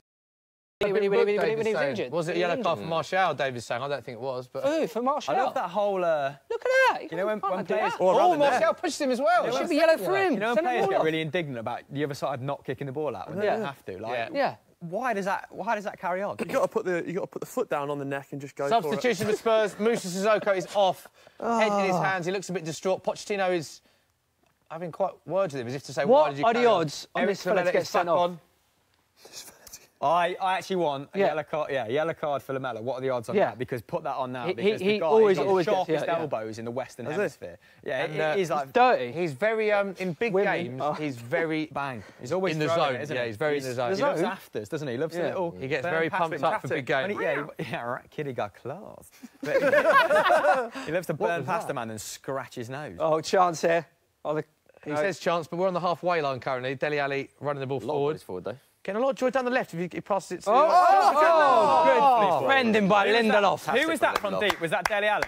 Yeah. Was that Dele Alli threading through? Yeah, of course it was. You absolute ledge. So Sissoko is off. Lamella is on. First sub of the match. 4 substitutions. Also, Spurs having a lot of injuries this season. That's not going to help. Not going to help that at all. Had a lot of injuries this season. Yeah, he's having a good game.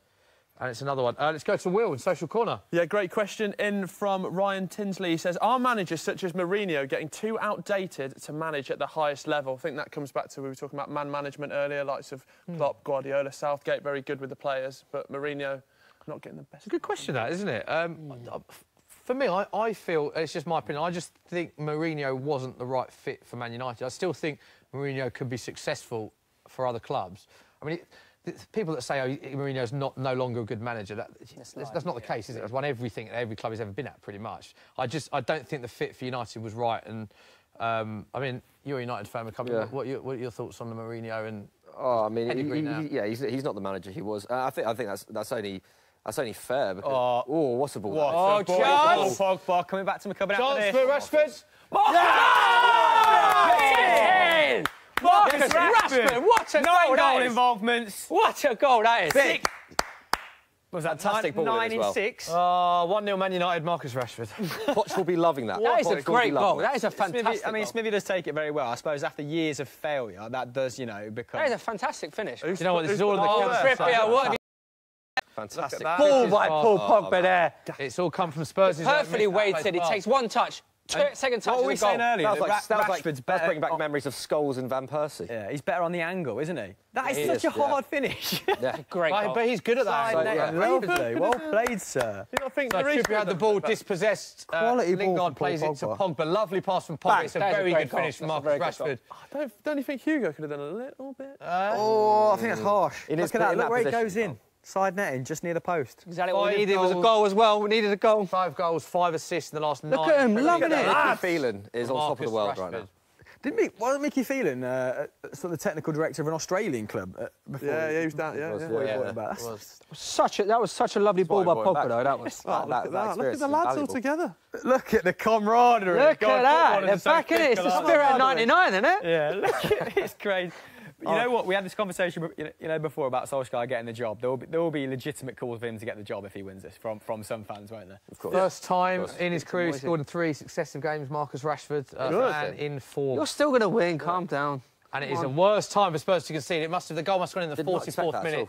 We're into injury time now. Anything to do with Sissoko there? Goal time. Well, maybe 43, actually the 59. shape was has changed. gone Yeah. a little bit since. It was in that area that Paul Sissoko. Pogba picked the ball up, wasn't it? But your defensive presence in midfield now is fairly weak, isn't it? Without This is what I'm Dyer, saying. without Sissoko. I would be inclined to put on Sanchez and play as a back 3 and change the system because of how much joy United are getting in that in the middle. Spain, there. A little tactical. Yeah, I just think we play well in that 3 as well. The results explained and backed that up last season. Yeah. And I just think United are getting a lot of joy. I don't think United have necessarily been the better team. I don't think Haven't. Spurs have either. I think there's been very little in the game. You've actually been quite similar. I think 0-0 would have been a fair result, or 1-0 would have been a fair result, but All our chances have come like that. just getting in Exactly my behind. point. Exactly. It's- To there's be been a bit of a gap fair, there. though, with Rashford and Martial on the pitch, this is perfect for United on the counter now. And United won't care because they're 1-0 up. And United, this little run they've had over Christmas, they've just bludgeoned teams with their attack, haven't they? Yeah. Solskjaer knows They they're are. still defensively And there's the suspect. away end going crazy. Not Hamill. loving it. Not done anything to try and arrest that, have they? But here, he's actually shown a little bit of a different approach. And I'm not going to get carried away because I still think, yes, Spurs stand a very good chance of winning this. But kind of, if he can win in a different way. I think the thing is, I Maybe don't think Spurs have played well though. I think that's the thing. They haven't played well. Like they've had 2 or 3 very good found the chances. rhythm, have they? Not Yeah, they haven't. Interesting you asked about Lamella's booking odds, Chris. He was the joint-to-1 favourite, 2-1 to be booked next when he came on. Sure, Lord, put me 50 quid on that. Can you pay name you half Half-time. We don't know where it was. Right, these are the half-time scenes at Wembley. Marcus Rashford with the only goal of the game, thanks to that assist from that man on your screen there, Paul Pogba. Not a lot in this game. Both teams with chances. Man United probably starting the brighter, Spurs then having a good 10-minute spell. But there has been only 1 goal of the game. It is Marcus Rashford. Lovely finish from Rashford. Really First time he scored in 3 successive Premier League games, and Spurs will be very disappointed to concede on the 43rd minute mark. Must have been a minute after Sissoko came off. Lamella came on, they changed their shape. Great time for United to score, bad time for Spurs to score. Good attendance today, as you can see from Wembley. McCubbin, thoughts of United? Trying to get a positive out there. Yeah. A lot of people there. I don't know. It's pretty Good active. first half for United, 1-0. Was good, yeah. Like I said, it's been pretty even. But it also looked like those kind of chances were drying up as well. Yeah. And I think, Sissoko going off definitely changed things a little bit there. It's great. Just great to see Pogba pinging balls like that. Yeah. And he's not going to change it now, Ollie, is he? He'll keep it as it is. You don't I think he will expect keep it as is. any Yeah, I can't substitutions? really think of who we bring on. Like, there's not really.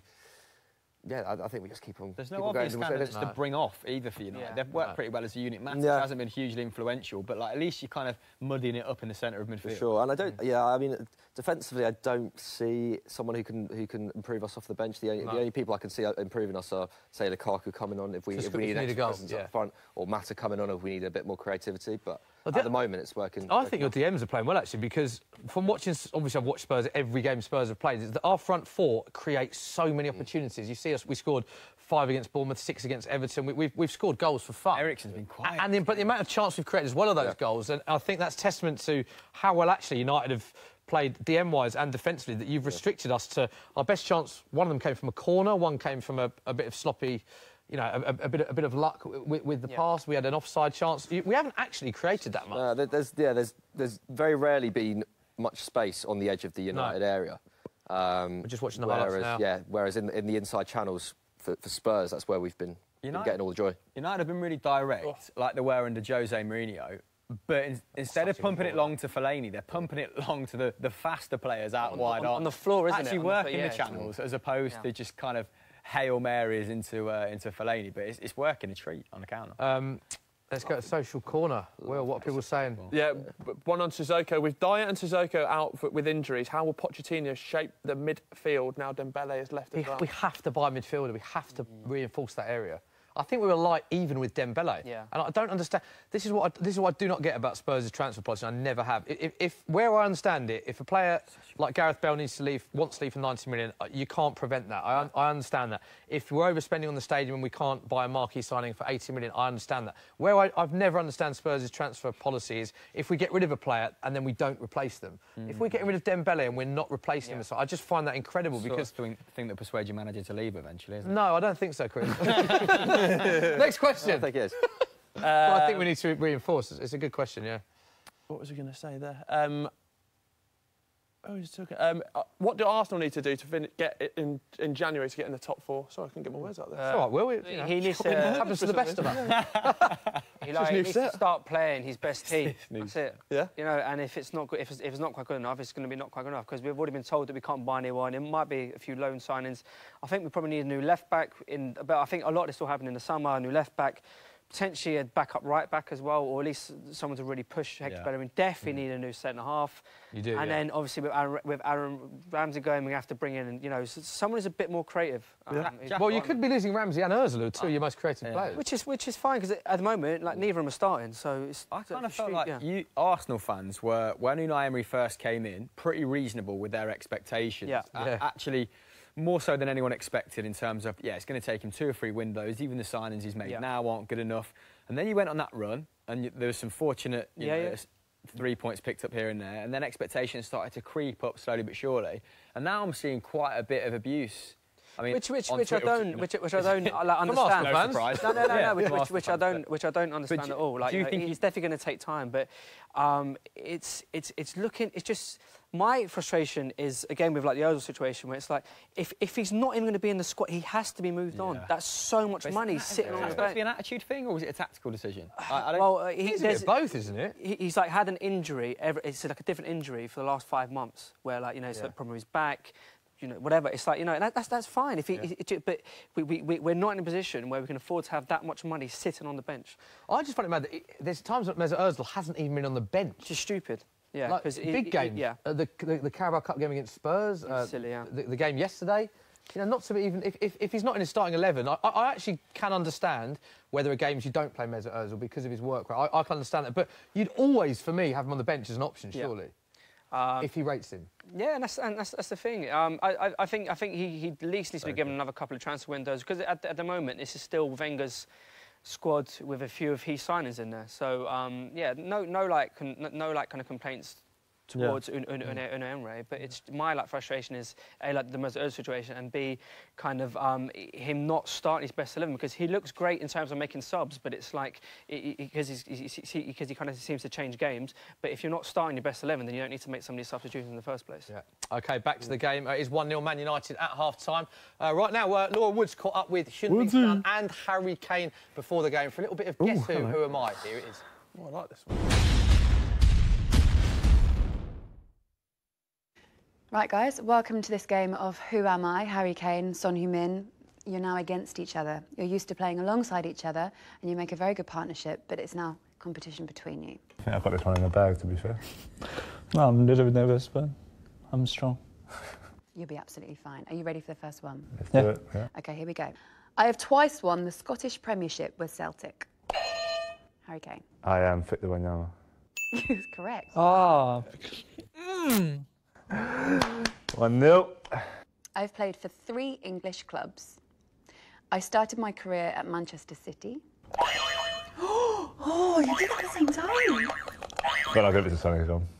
I am Kieran Trippier. Correct. Hey! 1-1. We have to get the Yeah, judge's decision on who was first. VAR. Question 3. My middle name is Manuel. I was previously the most expensive player in Tottenham's history. I am Eric Lamela. Correct. Oh. Yes. I don't know that's his middle name. Manuel. Manuel. I was... Who do you think? Davinson. Davidson. No, now he's the most. Yeah. I've won Serie A 2 times. I am Fernando Llorente. Come on, Sonny, wake up. I've won 2 PFA Young Player of the Year awards. Oh my God. I am. My finger's not working. Wait, what would you have said? I am Dele Ali. Yeah. That would have been correct, but you weren't. So what are we now? 4-1, is it? 4-1, yeah. 4-1. You're running away with this. I was born on Valentine's Day, 1992. I scored the 3rd fastest ever Premier League goal against... Yes, Sonny. Christian Eriksen. I am Christian Eriksen. And all of a sudden it's 4-2. Feels so much better, doesn't it? I should have known that, Valentine's Day. Yeah. OK, this one's good. I am Tottenham's all-time leading Premier League goal scorer. Oh. I am myself, Harry Kane. Correct. My former club teammates are Alexander Lacazette and Dejan Lovren. I have won the World Cup. Me? I am Hugo Lloris. Correct. This is slower in real life, but your fingers are slower. It's true, huh? Yeah, it's true. It's true. I agree with that. I won 11 trophies in 5 years with my former club. I've scored 6 Premier League goals for Spurs. As a youth player, I was known by my nickname, Marcelino. Is that all the clues? Do you want one more? I'll have one more. I was the first Premier League Player of the Month this season. Ah! I thought it was you. I'm Lucas Moura. Correct. Back into it. We've got loads more to go. It's fine. We're going to play until it's 11. Oh, stick. I was thinking, yeah. One of my middle names is Bert. Oh, wow. We've got some good dirt on the players now. I have twice won the Eredivisie. I am the most capped player in my country's history. Oh, I think that was Harry. I am Jan Vertonghen. Correct. Bert. Jan. I'm going to call him Bert for the rest of his life. Call him Bertie. Bertie. I made more appearances for Tottenham last season than any other player. Hammer, Son. Yeah. Congrats. Yay! 7-4, so much healthier. You must be feeling good about that. Yeah, I feel good. Embarrassing for you. I feel good. Yeah, because I let Harry win. Nice. So always been honoured to play with him. Needs to be the glory boy all the time, doesn't he? No, you don't want to assist me anymore now. No, I assist always him, so it's no problem. I signed for Tottenham when I was 17 years old. I scored on my Premier League debut in a 2-1. Oh, Sonny. At time. Do you want me to finish the No, you can't sentence? finish. No, he pressed his buzzer. He signed when he's 17. Yeah. Tottenham. Yeah. Or professional? No, Tottenham. Tottenham. Oh, come on, it's easy. I'm a Danny Rose. Correct. I began my English career at Gillingham. I was born in Argentina. Harry. I am Paolo Gazzaniga. Correct. I don't know that. Yeah. Gillingham. I scored the winner on my Tottenham debut against West Ham. I am Eric Dyer. Yes, correct. Who's you going to say? Harry scores as well, huh? Harry Winks. Oh, yeah. It's No, true. this one's definitely Eric Dyer. Yeah. Yeah, but it's... It's true, it's unlucky. Right, boys, congratulations, because Harry Kane, you did win it 9-5. What is laughing? I don't know. I'm proud of myself, so no problem. No, you were excellent. I think Sonny was just a bit slow on the old buzzer. No, because the battery was Couldn't coming. get used to it, could you? It's the buzzer's fault. I think it's not important. My feet is it's the most important. True. Congratulations, Harry. Well done. Thank you. Congratulations. Thank you. Love that. See, that's what you get with Spurs players. Look at the camaraderie that exists at Tottenham Hotspur. Very close. Harry Kane and Heung-min Son. Congratulations, Harry Kane, for winning that quiz. We haven't seen enough of Kane and Son, have we, in this game, Hamill? No, I think it's difficult for them. And to be fair, there's been moments where Tottenham have still managed to open up a largely kind of sitting defence. United are very...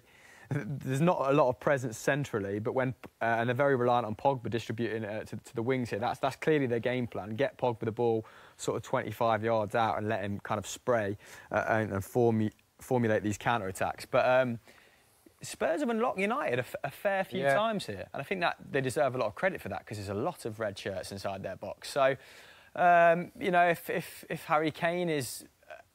I mean, he was uncharacteristically offside, wasn't he? If he's onside there, Spurs go 1-0 up, then United have to, you know, that changes their game plan. They have to come out a little bit. It could have been a very different result. So very fine margins, but I don't think it should be too downhearted, actually. No. Create some high-quality chances. And we're just looking at the goal there. Paul Pogba heavily involved. Since Solskjaer took over McCubbin, no Man United player has been involved in more Premier League goals than Pogba. 4 goals, 4 assists. Yeah. He is someone that splits opinion, but he is on a great run of form. He's fantastic. He's been the key guy for United today, without a doubt. I think he's completely facilitated the way that we've played. I doubted before the game. I thought before the game that doing Spurs on the counter would be the only way that we'd be able to get through, but I doubted that we'd actually be able to do it. Yeah, and it's actually been good so far. On Sky's coverage, they're looking at Man United counter-attacks and all the time he's caught us in the counter-attack. Just watching a few Spurs players pitch side there. That was Teddy Sheringham, Simon Davidson, Cliff Jones pitch side for Spurs at the minute. Dave, how do you see the second half going? Do you think Spurs are going to make any more changes? We're looking at live pictures now. These are the teams in the tunnel. Need more from Eriksen, this man. We do, yeah, we do. I think the thing is, like, as I was saying just before half-time, it's like this is almost made for United now, where they've got 2 extremely fast players up top. Smash them on the counter-attack, basically. Interesting to see if United are still as positive as they were in the first half. Yeah. What Solskjaer does here, because, I mean, he's talked a good game in terms of maintaining the, attacking football, attacking philosophy at United, which I think is massively overplayed sometimes. Because I remember Fergie winning about 3 league titles with by playing extremely conservative football. Yeah, but scoring late on. but it'd be interesting to see if he's kind of brave enough to stick with the game plan from the first half and resist the temptation of maybe playing a bit more defensively. Yeah, it looks like there's no further changes. We're looking at Dele Alli and Son having conversations. They're hoping that they'll be doing their handshake after a goal that they do whenever Heung-min Son scores. Need more from that man, Harry Kane. Will? I can get Phil if you need him. A lot of comments we're seeing on screen as well. A lot of engagement from lots of questions coming in. One that I didn't get to before half-time from Ryan Tinsley. Thoughts on the January transfer window as a whole? Does it help or hinder clubs? I'd actually love it if you had a twin called Phil and we just swapped you out intermittently. No one knew. Phil and Will. Just sling the denim jacket on, the iconic denim jacket. No one will know. Get on the Instagram feed. Will and Bill. Yeah. Get on Instagram. Some people do call me Bill. Do they? Yeah. Do you like that? More on it later. Transfer window is the question. Who's that question from? That is from Ryan Tinsley. Does it help or hinder clubs as a whole? I think it's good for... It's exciting, isn't it? I mean, we love transfer deadline day, don't we? Just quickly, on the screen now, what do you think to this? Lloris, the most overrated goalkeeper in the world. Honestly, don't get why people rate him so highly. Couldn't disagree with him more. A lot of Spurs fans... I think he's still a very good goalkeeper, but a lot of Spurs fans have been rooting for Gazaniga, haven't they, to start more? Gazaniga has won every single match he's ever played in the Spurs shirt. Really? And that's from Jay Trembaf. But Hugo Lloris is a much better goalkeeper. Much better keeper all round. So you think he's still world class? Should we go back to the other question? Sorry, I just saw that. Do you know what? On the subject of Lloris, right? The issue with Lloris is he is prone to an error, which is magnified, I think, because he does make errors, and I think he is rash coming out from his goal. Like he does have that.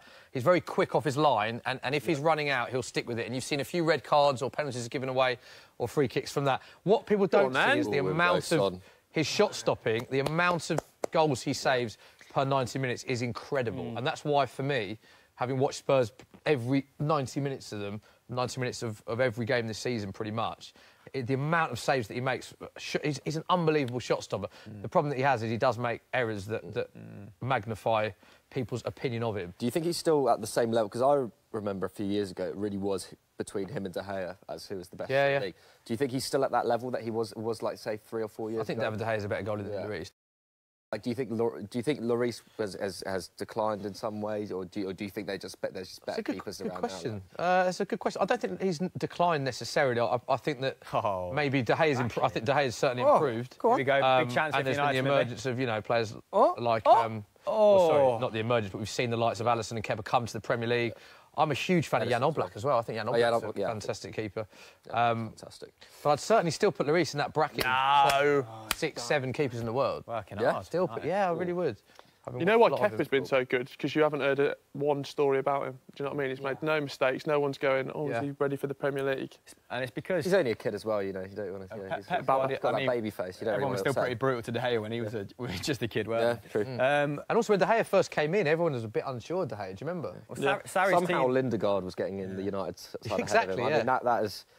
that was... Somehow. I don't know what Ferguson was thinking. I really don't. Third choice goalkeeper at Burnley now. At Burnley, yeah. So, or maybe fourth now. That Hearts out the team. Yeah, they've got a lot of keepers, haven't they? Yeah. But there was a question before that, though, wasn't there? Before the Lloris about the transfer window. But transfer window. Help or hinder. Hammer, what are your thoughts on the January transfer window? Help or tinder. It's more, I think, a more interesting variation. Harry Kane! Saves yet again. A big moment in the game in the second half. First chance for Spurs. 48 minutes gone. Kane one-on-one. Big save to Gea. That was pretty much straight the goalkeeper. That was terrible. It was. Rashford was in a similar position. Yeah, that sums up his day. Oh, hello. Pace on him. Well, good job. Not Martial. Yeah, otherwise was that Vertonghen. Well played, Jan Vertonghen. The January transfer window. Just quickly answer this. We're never going to answer this question, are we? It's not going away anytime soon. And I just think, so a more interesting question is what can the big clubs do now to really impact their season in the January transfer window? Spurs are pretty obvious. We've spoke about the need for a midfielder. Dele Alli there just crossing the ball narrowly out. I think Arsenal, Unai Emery's extinguished a lot of aspirations of Champions League football by saying they can only get loan deals in. So really, I think the most interesting one is perhaps Chelsea. Yeah. And we did a podcast that went live today, so go and download that if you haven't already. Thank you very much. Where I think they should really kind of go in for someone like a Sarabia. I think they're missing a goal scorer. From midfield. Sarabia, who plays at Sevilla, is having a hell of a season. Their whole front four are. But Mateo Kovacic, not really the attacking presence that he threatened to be at the start of the season. Ross Barkley actually contributing to a lot more goals in limited minutes as opposed to Kovacic, who's still a very well-rounded player, and there's probably still a place for him in a team, but not as someone who kind of stitches attacks together. And they're actually creating as many chances per game. Hello! Big chance for Spurs again. It's I like how Tottenham quiet you were leading half. up to that. That was... But they're actually creating as many chances as Conte's Chelsea. So it's all Spurs in this second half. Dele Alli with another great save from De Gea. All Tottenham. Great start for this second half. Get him in the box! That's cynical from Dele Alli. Petulant. And down. Look at I love that. Technique on that. There goes the... That was very sassy. There goes the gambit. That was like he had a 1920 cigarette in his hand that had a holder in it. Yeah. Dished it out like that. What's her name in it? Femme Fatale. Breakfast at Tiffany's. Here we go. Let's have a look at this chance for Spurs again. Audrey Hepburn. Yeah, Audrey Hepburn, that's one. Dave, let's have a look at this. Kane. Great header. Dele Alli, it's a great header. How far is that? Not just to save it, but to parry it away from Kane, who is literally on his phenomenal save. Dele Alli's done really well to generate that much power there from a cross that was a little bit behind him. Dele Alli scores a lot of goals in his head. Yeah, he's good. I love Dele Alli. So now the ball's out, at the centre of the pitch. Who else do people think need to add in January? It could be anyone from outside the top four. Burnley. I think the question was more, are we a fan of the transfer window, wasn't it? Yeah. But I think Burnley definitely need to... Fulham need to sign anyone that can defend. I mean, it's incredible watching. Fulham have actually got some OK creative players, like the likes of Seri and Kenny and Sessegnon. I think Mitrovic, for the level they're at, is not a bad player either. But they concede so many goals, so many goals. They They just need a centre-back. I also think teams like that, Huddersfield, 100% going down, they should be preparing for life now in the Championship with that money that they've got to do like a Burnley and have that bounce-back effect straight away. It's difficult, though, to buy for the Championship when you're in the Premier League, though, isn't it? But I think, especially if they can keep Wagner, he is a good manager. Yeah. He is a good manager, What's he lost 9 and a bounce at the moment? I personally think they should keep him as well. Like, Huddersfield had probably no right to be in a Premier League, given the actual squad that he got into the Premier League with. They got promoted on a negative. If they can keep Mounier and players like that for the Championship, then that should be fine. But if they lose, they can't score goals, can they? Just descend back into mediocrity. They got promoted on a negative goal difference. Well, that's the thing. The writing was on the wall. The writing was on the wall. The fact that they can't score goals. When they got promoted in the playoffs, they didn't score a goal in open play in the playoffs. They came through on 2 penalty shootouts, and that's been the case now that they've struggled to score goals. Price boost on your screen right now. Paul Pogba scored the second goal. That was 10-1. Is now 11-1 with Sky Bet. Don't forget, you must be 18 plus. Full terms and conditions apply. For more information, go to skybet.com. Do you like the look of that? You're a big fan of Pogba? I do quite like that. I don't know. I see someone else scoring, though. I think Pogba is he's more purely creative today. I disagree with that. I'm not going to back it, but I like it. Yeah, no, I don't know. I'd be tempted to go for someone else because, Pogba's been purely creative today. I haven't really seen... I've seen Pogba take a shot. Yeah, Martial. Spurs need the second goal of the game. Rashford. Is he still on pens, Pogba? He is, I believe. I think he would be in this squad, yeah.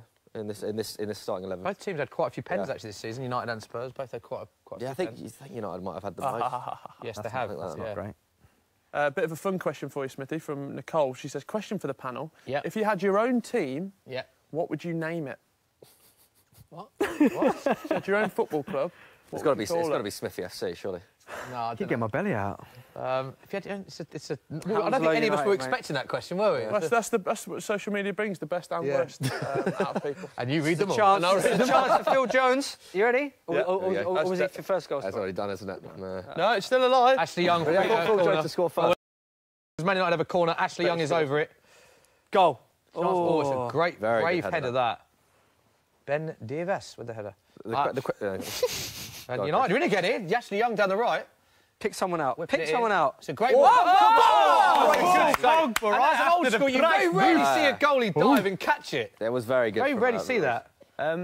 You've got to call the club wherever it stems from. I'm not a fan of all these, the fancier names. But I feel like your question's not been completely much. No, thank you, Chris. Thank you. It's just got to stem from where the stadium is, the location is. We're sure that we've seen the rise of, and Mike no more than me, hashtag United. They're not from a place, they're from the internet. Exactly. Hashtag United are top of their league. Fairly accurate. Yeah, it's very true. But they're top of their league. Yeah, fair play. Yeah. Which is brought a lot of new interest to the non-league. So there is the cynical people out there about hashtag, but. Yeah, it splits opinion, that, didn't it? Yeah, but they're averaging an attendance Phil of 500 Jones. a game, aren't they? It's just something like that, yeah. They're doing great. They're doing great. And Harry Gay-Borough, who they're ground sharing with as well. Shout out, because... Top of the league in the Isthmian. Fair play to Spencer. Doing well, hashtag United. Any name, just give me... Yeah, we haven't actually answered the question. What would you name it? That was your opportunity to and you've not taken it. What are you doing? Because I want... As if I've thrown you a lifeline and you've just dismissed it. Dave's not even speaking because he doesn't have a name. He's like, it's not even talking. My team would be Hounslow FC. Yeah. There we go. Okay. Simple. Right, better question. We'll forget that ever happened on the Football Social. No, there's Hounslow. Was it Hounslow Harriers who take the team from... Depends like Beckham. Chabuddy G is your assistant manager. I pay good money to see. Assistant yeah, big time. Ground out up front. Big time. There we go. Next question then, I think, because, Tazza Bean says, thoughts on Leeds sending a spy to Derby we haven't County. spoken about this, and it was a big talking point at the weekend. For those of you who don't know, it has been admitted since. Bielsa has admitted that the spy was either an employee or was... So, it was by Leeds United. Have Leeds actually broken any rules? Have they broken any rules? Bielsa's admitted that it was within the club there was a decision to send someone to training, as far as I'm aware. Yeah. Frank Lampard's obviously not happy with that, so there's a whole debate going on now as to whether that's right or wrong. It's certainly quite unique. I don't remember hearing a story like this before of someone It's not a very English thing to do. I can imagine a lot or at least not an English thing to admit to do. Yeah, to do. The whole perception of kind of, we are... Chance? the last, bastion of true sportsmanship. These things. Again! Wow. That would have been. Just as I've written off Pogba as a goal scorer, he's had 2 very good chances. But that's not me saying that the English aren't cheats, but we just more. Quick chance for more this chance because Pogba had Yeah. another chance for United. Did so well there. Deflects off Trippier, and it's a tip over the bar from Lloris. Scrappy sort of build up here for it. Trippier gets his foot to it, but it goes over Lloris' head. Very Lloris good tips over the save, bar, Hugo. and it is a Very good corner. save, that's a very good And save. Paul Pogba is giving him a high high-fiving five. his French teammate. I don't like that. They are Hugo Lloris. Don't They're like that. bonded by that Modern World Cup football. win, of course. But I mean, Lampard said he doesn't buy if fair it's a cultural thing. He's not buying it because he would adhere to whatever. Oh, hello. Oh, Again, Lloris, good yeah. strong hand from you're Lloris. not buying what? Sorry, Chris. Lampard said, that? I don't care if it's a cultural thing. If I went over to manage in Italy, Yeah. in France, I would adhere Abide to by the the- cultural sort of, I suppose, whatever is Values, morals, yeah. yeah, is part and parcel in that league at that time. But it's hard. A lot of managers now put up big high walls around the stadium. It's obviously more commonplace than it is let on. But I'm not that against it. I think There's a title race on.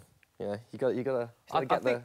my initial reaction was like, wow, that is I don't know. Is all fair in love and war? It's them small little margins. isn't Yeah, it? but I don't think it's right, is it, to send someone... And like he said, they're doing shape work, tactics. They're literally preparing for that game the day before. And he's sending someone from the club to...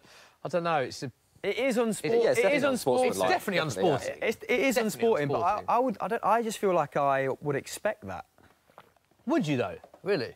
I just think, You think what, it goes a bit of on more- corporate espionage. Yeah, I mean, Bielsa is an oddball as well. yeah. I don't know I what to mean, expect it's from him. probably more so, yeah, from Bielsa than a litany of managers in the Championship. I'm not saying I condone it, but I sort of just half expect it. I mean, if I was Frank Lampard, don't get me wrong, I'd be extremely annoyed if he feels like he's honouring some sort of code of conduct, some unwritten code of conduct, and he's not getting the same professional respect from someone else. Yeah. But I'd also, I don't know, maybe just do my shape and tactics behind closed doors the day before a game. But you'd like to think that your own training ground is behind closed doors, wouldn't you? I mean, that's mad in itself, that he feels like you can't do it at your own training ground because there might be a spy. It's just...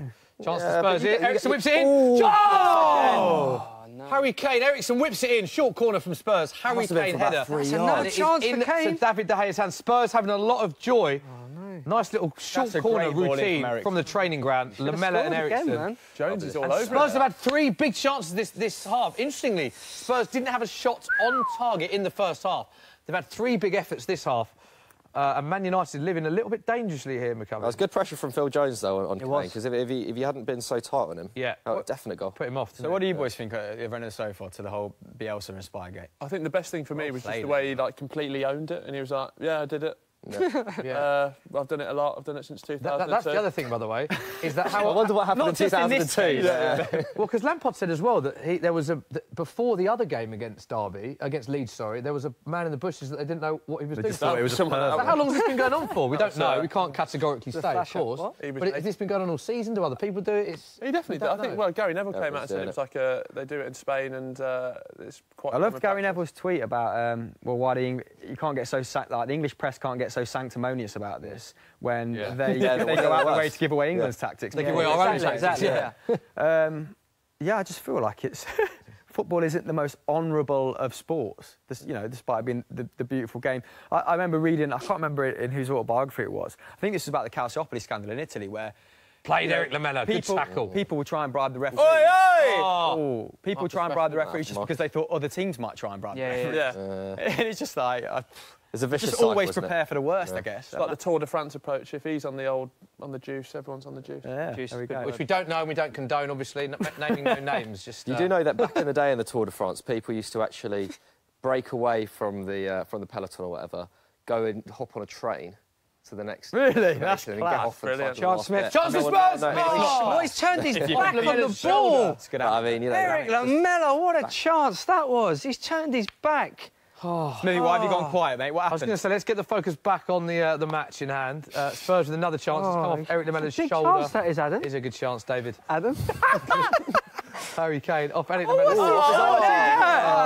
Right, let's have another question from social media, not about the Tour de France, about this game, if we can, please. What's your favourite peloton? No, it's not. Apart from Ramsey's contract, are there any players' contracts that you believe are running out and not going to be renewed? So Believe that are running out. Believe, yeah. I want to believe. Yeah, just want to believe. The Toby Alderweireld one is an interesting one because Spurs have exercised the option to extend it, but there's still a buyout clause at the end of this summer. Which, isn't it? yeah, exactly really that. well here, Which is 10 minutes. when I heard that Toby Alderweireld had signed the contract extension, I was like, brilliant. And then I read the small print, and it means he can be bought for 25 million in the summer. So it's I'd probably an take interesting 25 million situation. from now, mate. Would you? He's 30. His injuries have become like recurrent issues, haven't they?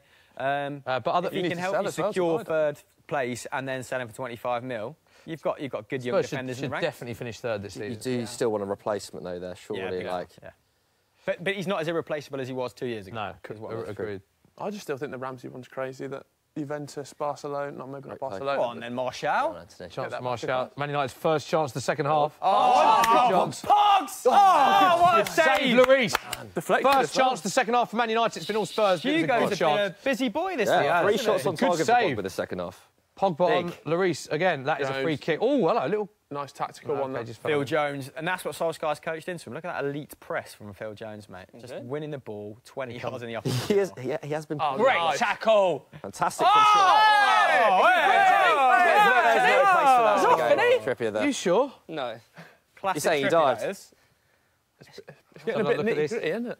So this is the chance for Man United. Martial So much time, but then he picks out the right pass. picks out a great pass from Pogba. It's deflected Should as well. Pogba score there? I think Pogba could put a bit more power on that. But He's taken a deflection off Ben Davies. yeah. Wicked deflection. It's a good save from Hugo Lloris. Both teams been very good on the ball in the opposition's final third at this start of the second half, and very Kept a erratic club at the record, back. 82 Premier League clean sheets for Tottenham. That's what I'm talking about.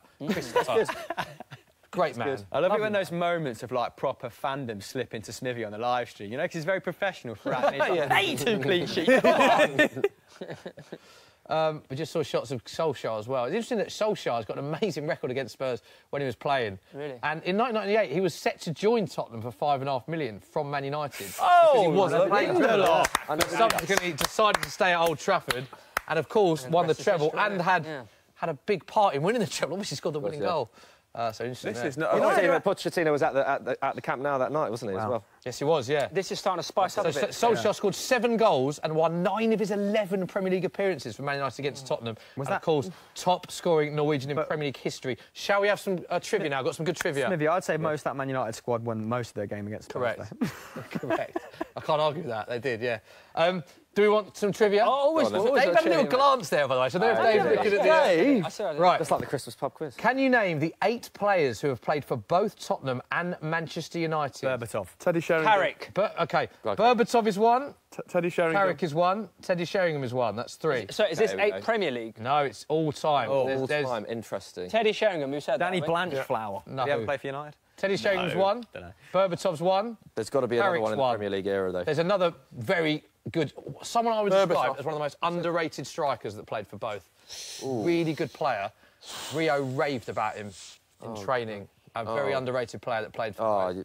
This is. I should be getting this. I should be getting this. No. United. Oh, Saha. Yes. Louis Louis Saha. Saha was great. great. Very shout. underrated striker.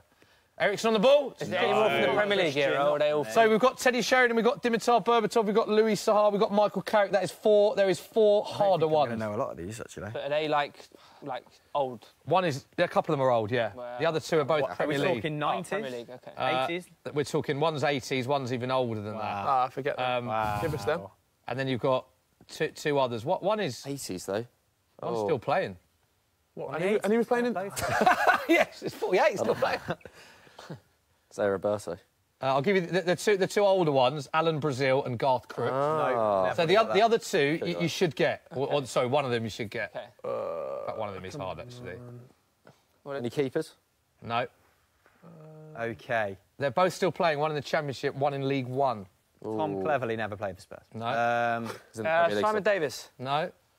Simon Davis did play for both, though, didn't he? Didn't he come through the United ranks? He did. No, he didn't play. He didn't make a first appearance, though, did he? Oh, Chance for good Spurs! ball. Oh! Come on, Chance! Dennis. Is he going to Spread ball it? Spread Is he it. going to ball it? Spread it. Oh! David! That was David De Gea is keeping Man United in this game because he's very good. I feel like that was straight down his throat. He should have scored it, Smithy. He should have scored. Interesting here, right? So this is the chance. Harry Kane. Harry Kane sitting deep as number 10, like we spoke about earlier. Great pass for Dele. Pass, yeah. I thought he was going to slip Son, but he didn't. He went for goal. And you're Good right. Gea, It's straight De Gea. to De Gea. That's his ground so well Good from there. Lindelof covering that Son Marcus at the Rashford back was post as well there, actually. It's a Yeah, good true. chance, but De Gea's. I mean, it's an easy save, really. Need But rapid. should he have slipped Heung-min Son? I think, but I was looking difficult, at the run, and Lindelof's positioning was great throughout that. Tackle, no? He's given up. Edge of the area, free kick. Those to other Tottenham. two players, this is going to really wind me up. One's still playing One's now still in the playing. Championship. They're both still playing. In the Championship, that's my domain. Whoa. One of them, yeah, well, goal scorer. Not too long ago, you definitely should know one of them. Definitely should know one of them. A goal scorer? Well, I mean, Attacking midfielder then. yeah, he's a striker. That sort of young, high prospect. Man United, then came to Spurs. Oh. Campbell, Fraser Campbell. Yes, Fraser Campbell. Shout. When was Fraser Campbell at Spurs? Like, Spurs that on completely loan, went over Yeah, my head. that. when basically you took Berbatov, that sort of era. Did we you had no one. loan Fraser Fraser Campbell? Campbell? I don't remember. Pathetic. Did we? No, we didn't. United loaned him. Chance for Spurs. Oh! That was a The other one? mean effort from Zeki Friars, remember him? don't remember. Okay. That's Do you not quite remember him? difficult. That's I actually remember. What era was he? He's still playing now, isn't Still playing now, yeah. Fries, yeah. He was. That was a transfer that no, Sir Alex Ferguson wasn't happy about. Yeah. That went completely over my head. That was one of the Clearly wasn't taking transfers that notice. sparked. Do you remember that the Sir Alex Ferguson was talking about Daniel Levy and their relationship hard to deal with? Oh, yeah. That was one of the transfers he was referring to. Interesting. Yeah. Interesting. So there we go. Still Good the quiz. birth of a I'll character. tell you what, though, Fraser Campbell, what a shout. Shout of the day from David Yeah. Jackson. Well done, Dave. That's Very quality. good. A lot of dust coming out of that. So still Man United 1, Spurs 0. 67 minutes gone in this game. Interestingly, Spurs have won more Premier League games when trailing at half-time than any other side. 34. And that links nicely to a price boost because Spurs are currently 11-2 to win Price this game. boost. They've had a lot of chances. That's a this great half. tradition, Will started. A lot of chances. And we're just seeing shots of Solskjaer set to become Yep. the first Man United manager ever to win his in a row. first 6 games. But if he wins also, this. United haven't lost a game. United haven't lost a game, went up at half-time either in the last, 70 Premier League matches. Something's got to give. Something has to give. We haven't lost it. I was reading earlier. We haven't lost a game At Old Trafford. when we've been up at half-time since 1984. You've never... Man United, this is one of the Ipswich. crazy stats, have never lost... Oh, ref! Tasty in tackle. Premier League history, have never lost a match when being up at half-time. Yeah. Which is crazy. Yeah, it's For Chance Smith. Kane, go on. Could have gone down there. So 1, 2, 3, 4, 5, 6 United bodies United in the are box there. defending It's well difficult. today. It's United difficult. are defending But well. also countering to the point where Spurs can't commit that extra man as well, aren't they? Like, look at... Do you know what I think? Yeah, I think players have been Eriksen tracking back well. Yeah. Lucas Moura is a miss for Spurs today because he's injured. He's exactly the kind of player off the bench with his pace that would cause Man United problems. Oh, he was And we fantastic, saw at Old wasn't he? Trafford, Yeah. 2 goals. When are you gonna That's see a big Skip? loss for Spurs, him being injured. So I can't see how else we'll change. I think Llorente's on the bench, but I can't... We've brought Lamella on now. We've got all... Great against Tranmere, wasn't he? Yeah, it's got hat-trick. To be fair, I mean, look, Llorente's good in the air, and if He is good at it, if you had him and Kane I up like front in the last Llorente. 10 minutes, Fine, then He might do that. I He wouldn't- might I well wouldn't do that. I'd fancy your chances. Beautiful eyes, Lauren. Spurs need a goal, though, into the 70-minute mark. Still, Tottenham 0, Man United 1. Trippier out wide. Oh, nice. Tottenham's link-up play is so slick, man, up front. Yeah, the front four of Spurs have been... No. Don't shoot. Son, on his right, bang. Don't shoot. Oh, come on. Corner for Tottenham Hotspur. Come on, you Spurs. Dele Alli fuming on the edge of the box there. He should have laid it back. Tottenham are getting a little bit desperate. Don't lose that poise. And as you're saying desperate, they just cut to the Spurs fan. They look very nervous in the... I think he mouthed something along the lines of... what was that, Smithy? Are you a good lip reader? Or? I don't think we can repeat what was said there. Anyway, corner to Spurs again. Loads of corners. Eriksen. Anyone had a bet on amount of Whips it in. corners? David De Gea is man of the match in this game. It's another corner, another chance. That's Obi Alderweireld, the man linked with Man United. And it's another save from David De Gea, who's been man of the match this game. I just think the legs of David De Gea have been man of the match. Come on. Fantastic with his legs tonight. Although... Phil Jones, David foul Jones. on... Great presenter. Yeah, presenter, yeah. Phil Jones found a Harry Kane free kick to Spurs as we watch a replay of this corner. Oh, it's a good save. That's probably the best save, because the others have been right down. That's a really good save, yeah. I always He's feel like really a had to- slow-mo replay never does a goalie justice because you don't see it in real time and see how quick they have to Yeah, react. that was fantastic. That was a brilliant But save. there's not much more Alderweireld could have done. Can we get that again? That's got going best bits. Play some of Dave Jackson. The close-up's not doing any of us any favours. No, particularly not Yeah, Dave. they've, Right, free kick for Spurs. Will it be Trippier? Will it be Eriksen? Will it Lovely be Harry little Kane? sun-kissed tan, ain't you, mate, from the slopes? Yeah, it's nice. That, He's isn't been it? skiing. Yeah, he has so, been you know. skiing, Dave. There he is. Look at this shot. That beard, the shape Right, on it. free kick for Spurs. Harry Kane is over it. Come on, Kane. Easy for the goalkeeper. That handling, love it. De Gea and Lloris both been fantastic today. That's something that, you know, like you Save know, all when the you watch cameras. football with your dad, that's something they proper appreciate when goalkeepers catch the ball. I said earlier, it's very rare now that a goalie dives and catches. Pat Jennings that's actually it. do that all the time. Bloody Gordon Banks used to catch everything. Did he? Cool. They did. Leicester legend. No evidence. Leicester, you know. Smithy, questions piling up in social corner. One for the boys. How long will it take for Pulisic to get first-team football once he arrives at Chelsea? Ooh, I'm a bit unsure about that signing, you know. No? Because I think Why is that? because I think it paves the way for Hazard to potentially leave in the summer. I think He's the right winger, though, Pulisic. No, they're not. They don't play in exactly the same position. But I think Chelsea are looking to strengthen across defensive midfield, attacking midfield. I think they're strengthening in January, which might pave the way for them if they've got backup for them. And if Real Madrid come calling, I think it's very hard for them to turn that down as much as they want to keep him. Or it's very hard for him to turn that down, should I say, not Chelsea, because they would turn that down. And I just think... Yeah, been turning down Willian. He's not going to be... Rom. I don't know. I think he's a good player, but I think he's quite inconsistent in games I've seen. Yeah, he's only 20 years old. He is young. He is young. I think... He's 64 a good mil, player, don't get me 64 wrong. mil, I think he'll be starting pretty I pretty think so as quickly. well. Yeah. I think he's a good player, don't get me wrong. I just think he's, you know... Apparently Sarri was interested at the start of the season as well. And I think his numbers only look like the...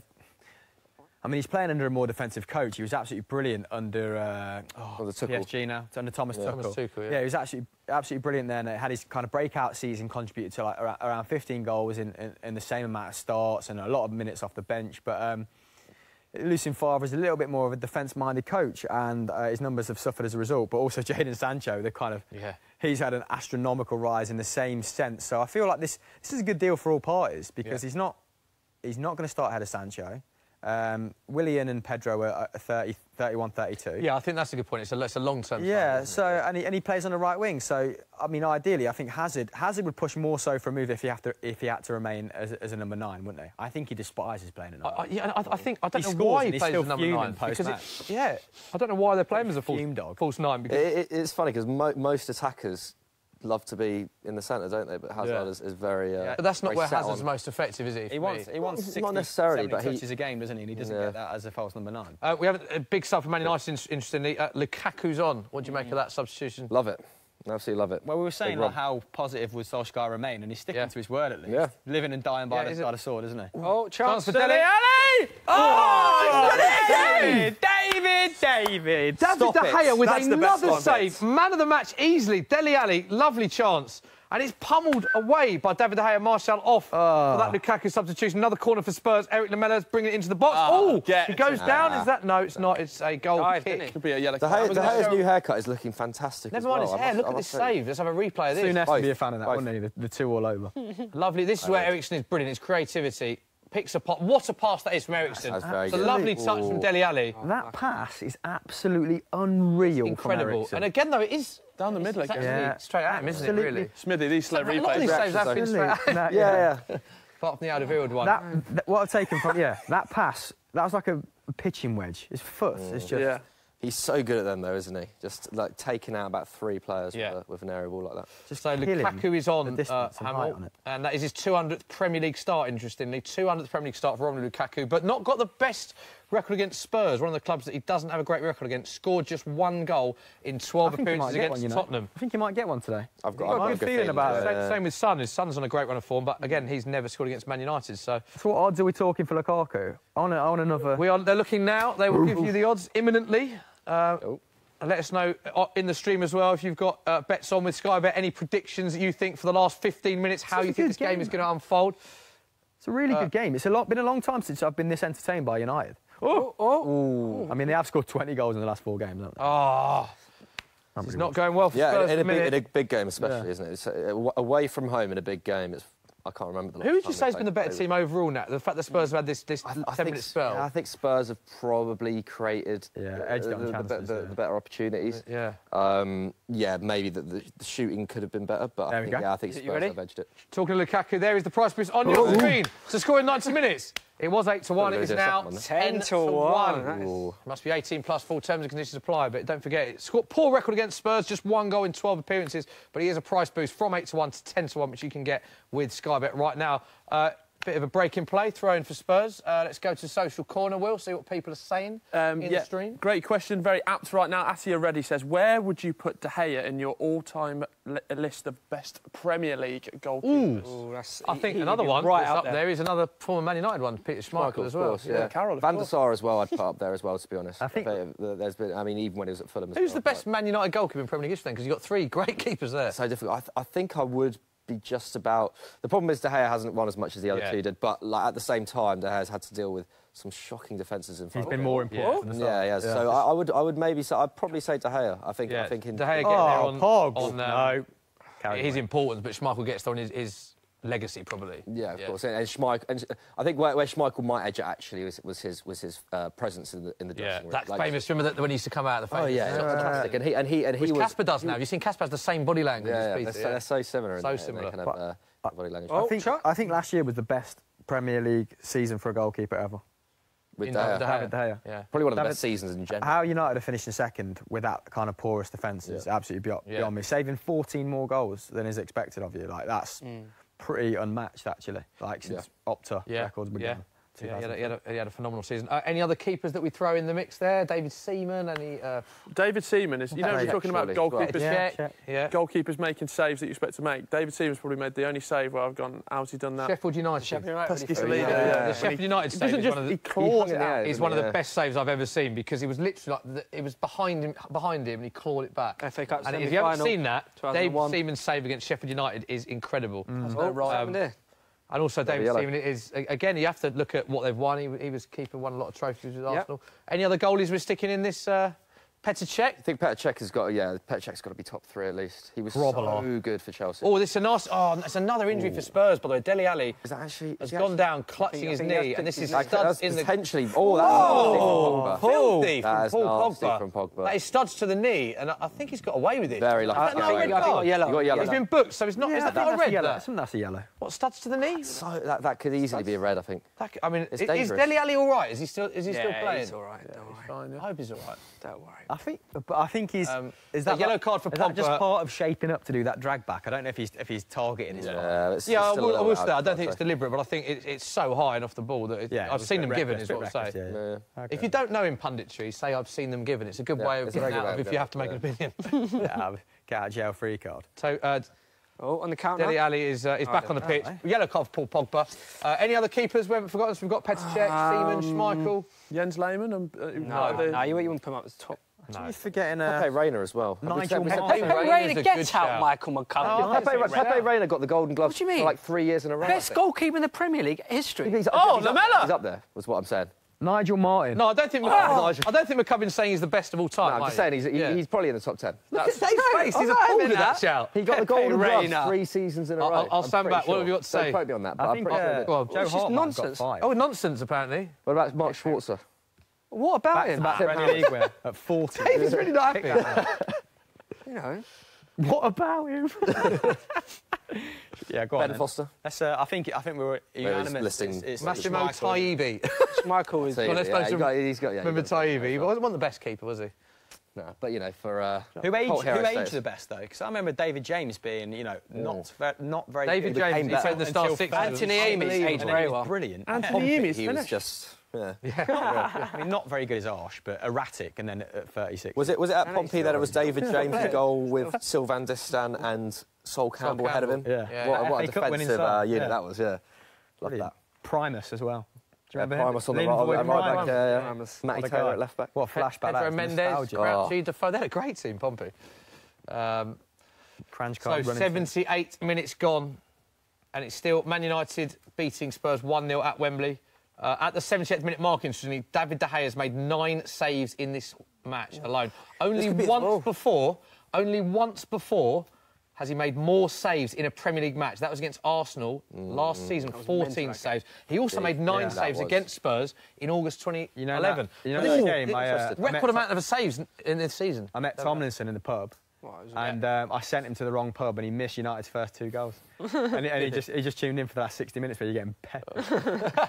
Interesting sub for Spurs. Harry Winks is off and Fernando Llorente's on. So bearing in mind, we've already had Dalot coming off as well. Off for Lamella, and now we've got Winks off for Llorente. So it's incredibly positive substitutions from Poch, who's chasing the game. So we now have Ericsson, Ali, Lamella, Kane, Son, and Llorente all on the pitch. Smithy, last-minute shout for best goalkeepers in the Premier League era from a certain John Stiff. He's gone for Shay Given. Shay Given was good. That's a good shout. Shay Given's a good shout. It's a good shout. Was he in goal when Manchester City won their first league title? Second. He was. Hart was there. No. Did he just play in that kind of ascendancy? Yeah, it was under... Because he deserved that move, but it kind You of think of him as Newcastle, don't you? You think Shay Given, I think Newcastle. He was. To be fair, though, Shay Given left, I think, in January 2009 to go City. Newcastle got relegated 3 months later. Like that was a big. I think he's at Derby now, coaching. Coaching staff at Derby. Yeah, he was on City staff for a little while. Wasn't he? Yeah, he's a part of the coaching staff at Derby. Got a lot of Premier League pedigree, didn't they? Lamps, Jody Morris. It's like you have to play a certain amount of games to be in. Do you miss Jody Morris? Now is it Derby, or does he still live in London? Because you're like Bez, isn't you? I wouldn't say Bezzies. We do have conversations. Yeah, he's a lovely fellow, Jody, and he's done very well in his youth setup. Are you in any WhatsApp groups with him? Because that's always defines a good friendship. I've communicated with him on WhatsApp. I sent him a congratulations message when they beat Man United. Nice. By all accounts, he's a very good coach as well. I wasn't mugging you off, by the way, though. I just thought he's a very, very good guy. We're going to try and get him on the Football Social as well. We're going to try and get him on the Football Social this season. He watches. I know he's seen bits of the show, which is good. Of course, so we'll try and get him on anyway. When Derby live stream Derby anytime soon, yeah. But he might be at the game then. But we'll another substitution. That is very true. Diogo Dalot. Interesting one, this. Who's he coming on for? Jesse Lingard. I don't mind that. If it was going to be a straight swap with Ashley Young, I'd be a bit worried that we'd be shaking up the defence too much in the build-up. Slightly worried now because there's 82 minutes gone. Yeah. And Spurs have dominated this second half and haven't scored, and I just feel it's not our day. If Spurs don't get nothing at this game, that surely has them out of the title race, isn't it? I'd agree. Just wanted to get that clarified. But nailed on for third. No, yeah, I would say nailed on for third. I think Spurs should finish third. I do think Tottenham are comfortably the third best team in the Premier League based on how they're playing. I think Chelsea are an odd team, really. With the amount of quality they have, I just feel like Sarri's system's getting a little bit found out of recent weeks, and I'm actually looking at Man United now and thinking that they could, have a little late run of form. Not for third, maybe, but I think they could certainly pip Arsenal. I still think Chelsea are good enough for fourth place. Yeah, I'd expect those to the top. I think the two teams to miss out will be Man United and Arsenal, but United are in a good run of form. They go equal on points with Arsenal if they win this. So which was unthinkable. Exactly. Before Christmas. And a few of your Football Daily boys have had a few bets, haven't they? About, ever since they shook hands, this has happened, which is quite fun. Yeah. About who's finished higher out of Arsenal and Man United. The Arsenal fans were... Let us know in the stream. Who do you think will finish higher? Arsenal or Man United will? Maybe we can... Well, we've had a question on it as well, so we want to know, do you think that United will finish above Arsenal? That was from Birch Aziz, so we've kind of already answered that one. No, they won't. We're like finally starting to get some players back from injury. We'll go on a bit of a decent run, and the rest will be history. You say decent run. Man United, this will be their 6th win on the bounce. Yeah, get rid of this game, to be honest. I reckon this might end as a draw. Do you think? 6 minutes left? It's a draw. I think Solskjaer's riding his luck here. United have conceded high-quality chances. Yeah. But then... I just don't think it's Spurs' day. Not very decisive from all of your most decisive players. Yeah. We haven't been very clinical today. And it's worth pointing out as well that Man United's goal was very clinical. That's what you need now. It's one-on-one. So people will say he should score there, Rashford, but it's a very tight angle. But, great. But as far as like away, attacking endeavours away from home, United have been like pretty competitive. Yeah, like a lot more than 10 minutes in the second half. Yeah. So it deserve a point at the very least, but I think losing out on 3 points would be harsh on Spurs. This would be gone wrong. Not good touch. Not great. He has been pretty rubbish since he's been on, actually. But So 85 minutes we're approaching. Oh, hard job, isn't it? Coming on. But Dalot's playing so high. I think Dalot's pretty much been like for like with Lingard and Dalot. He's just playing kind of in that front four, almost a 4-4-2 now.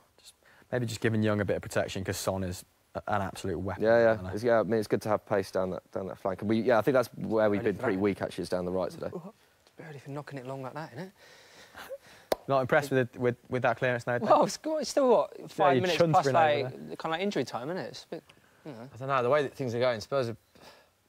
De Gea's just been up for everything. Maybe I want to see some positivity from you, mate. I want you to get behind the boys for the last 5 minutes. mate. Come on, the Spurs. Come on. Come on, they deserve a point. Smith, I'll be a Spurs fan for the last 5 minutes. Thank you, mate. Come on, then! Every week we've got to sit here and watch this. Chance to Rense. Yes, Well played, Llorente. Harry Kane! What a save. Llorente! Come on, the white! It's a lovely header down. McCubbin said that. He said he's good in the air. Brilliant shout. He is good in the air. Headed it down from Llorente. Big chance for Kane. That's smart. But De Gea, I'm sorry, De Gea's I've legs pulled are that just a minute on before. form. De Gea has been up to everything Spurs have thrown at him. He's unquestionably the man of the match in this game. I just don't think it's Tottenham's day. You know, you have these days when nothing seems to go. Was that from Deloitte? You know, you have these days when nothing seems to go. I just feel like this is one of those days. It's going to end 1-0 Man United. Romelu. That's what he's on for. Isn't it? No shots on target in the first half for Tottenham. 10 in the... That's what we do. That's what we do. 10 shots on target in the second half. 10 saves from David De Oh, Gea. yes, Toby. United have been that bad defensively, have they? 10 saves from David De Gea in this game, which is more than any other game this season. Probably have. So it shows that Spurs are making chances. We're just not scoring them, Dave. And they've not been from outside the box either, have they? No, they've all been one from from Eric, one from Eric. Yeah. They've all been like, quite close. Everything has been down the middle, though. Like, De Gea's had a good game, but if you were to watch all those chances... Yeah, back, you think they're not world-class saves? if he's I conceded... think that Kane chance... Go on!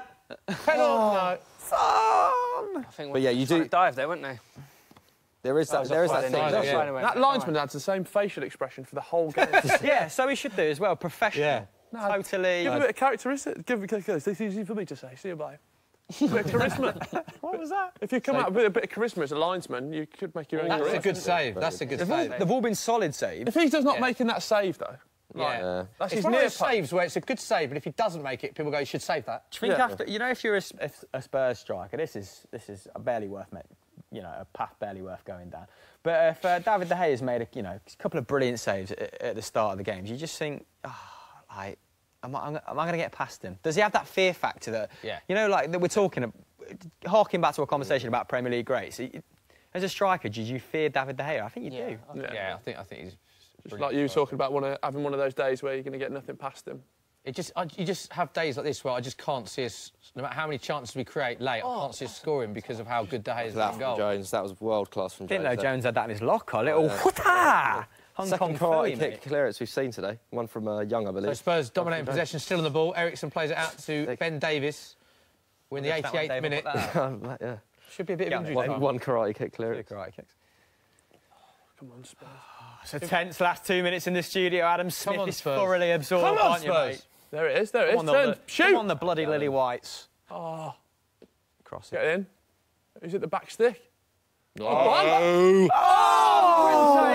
That is a chance. Nando. And it is another save for David De Gea, who is racking up these saves. That's rank. Trippier whips the ball in. Rancid left. The touch from it's out of his feet. They're tough, those. We record our 7-a-side games now, and literally 9 out of 10 of my finishes look like that. You know, absolutely desperate, knackered. He's only been on the pitch 20 minutes. Llorente's actually done all right since he's been on. He's been heavily involved. A little flick back, but that was a rancid. Is he? I take it he's right-footed. Oh no. Nice little chop. No foul. Well done, Trippier. Great defending. Staying in. Very good defence. Come on, Lamella, a bit of urgency. So we'll find out how much injury time there is imminently. Should be quite a lot of substitutions in the second half, and we've had a few injuries as well. So we're expecting probably 4 or 5 minutes, I'd imagine. What are you doing there? Pogba less influential last 10, 15, but... Yeah, he's been quiet, hasn't he? Probably doing more of the dirty work, isn't he? Yeah, a lot of track. Tottenham Hotspur dominating the game in the second half. 10 shots on target. That's got to hurt, Smith. That's got to hurt. 10 shots on You target. beat him in kilometres as well. You're winning the kilometre derby there, so, you know. It's a marathon, not a sprint, as they say. There we go. Oh, Rashford! No, not like this. You said 2 minutes of adding on? Pogba into the box. To Dalot, yes. Overlap. Yes. Overlap. Oh, it's sneaking through. United Come on, get a Spurs. second, aren't they, just to be absolute... What's he done? What's he done got to there? take that. Rashford, track back then. Right, here we 90 go. minutes on that. 90th minute mark. We are into injury time in the game, and the fourth official is putting up. Oh, yeah, he's winning everything up there. We'll find out how much injury time there is imminently. Reminds me of... Ander Herrera rolling back the years. Injury time to Rolling be back played. the years. Oh, no! He just did a no-look pass. Ander Herrera, tease me, you little Spaniard. That's the best moment of the game, that. That is unbelievable. Oh. Come on then, Spurs. Spanish imp even. Wow, that was brilliant from Herrera. Oh, classic time wasting here. That gave him cramp. That was so good. With cramp. He's cramp in both legs. He's such a master of the dark arts, isn't he, Ander Herrera? You know what I'll do after you're creating a chance? I'll go down. Yeah. I'll waste another 30 seconds. It's been all Spurs this second half, but United look like they're going to hold off for all 3 points. Big 3 points. McTominay coming on as well. McTominay coming on. Who do you think this will be for? This Pogba? Reminiscent yeah, of it's for Pogba, yeah. Darren Fletcher used to come on, you know, just for like 3 minutes. Steady the ship. Trusty. 4 minutes after Trusty that. Scotsman. Darren Fletcher had a lot of Premier League appearances, though, because he used to come on all the time. He had a lot. Darren Fletcher was a talent, like very good footballer, man. A little bit underrated. Still reckon we would have beaten Barcelona in that final had he not got that red card against Arsenal. Yeah, big time. Scottish Iniesta. Anyway. If United do hold on... Oh! Yeah, if United do hold on for this... A lot of people saying in the... playing for stats. Not the criticism of United, but obviously it's been very positive. They've won all their games, but a lot of pundits, people were saying they have only played, Chris said it earlier, the Cardiff as the Huddersfield, that this was the real test, litmus test. If you do hold off and win this game against Spurs, who we spoke about Spurs' form earlier, this is a big statement, isn't it, for Ole Gunnar Solskjaer? Your second. It is, yeah. I mean, yeah, it's difficult. I still don't see him getting the job, but like I think this is just a really good sign for the rest of the season. I think.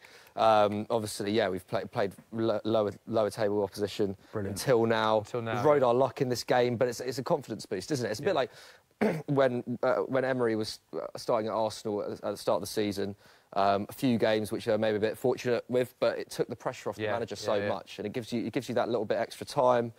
Obviously keeps the dressing room happy as well. So yeah. Ooh, mate, let's not speak too soon. Yeah, but like whatever happens, I would have taken a draw at the start of the day. Come on, man. Come on, Spurs! I'll take a draw now. That's for certain. We'll take Spurs. Last chance for Spurs. Trippier whips the ball in. Llorente!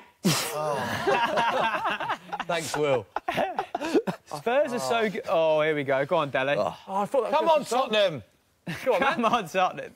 Oh, that is well class. Shaw, get out to him, Shaw. Yes, putting his body on the line. Hugo's got Coming to go up up. to the 93rd minute. Where's Hugo?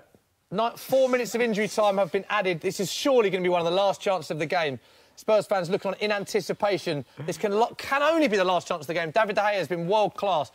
Surely he's going to pick up the man of the match award, but there is one last chance for Tottenham. Lamela and Trippier both standing over the corner.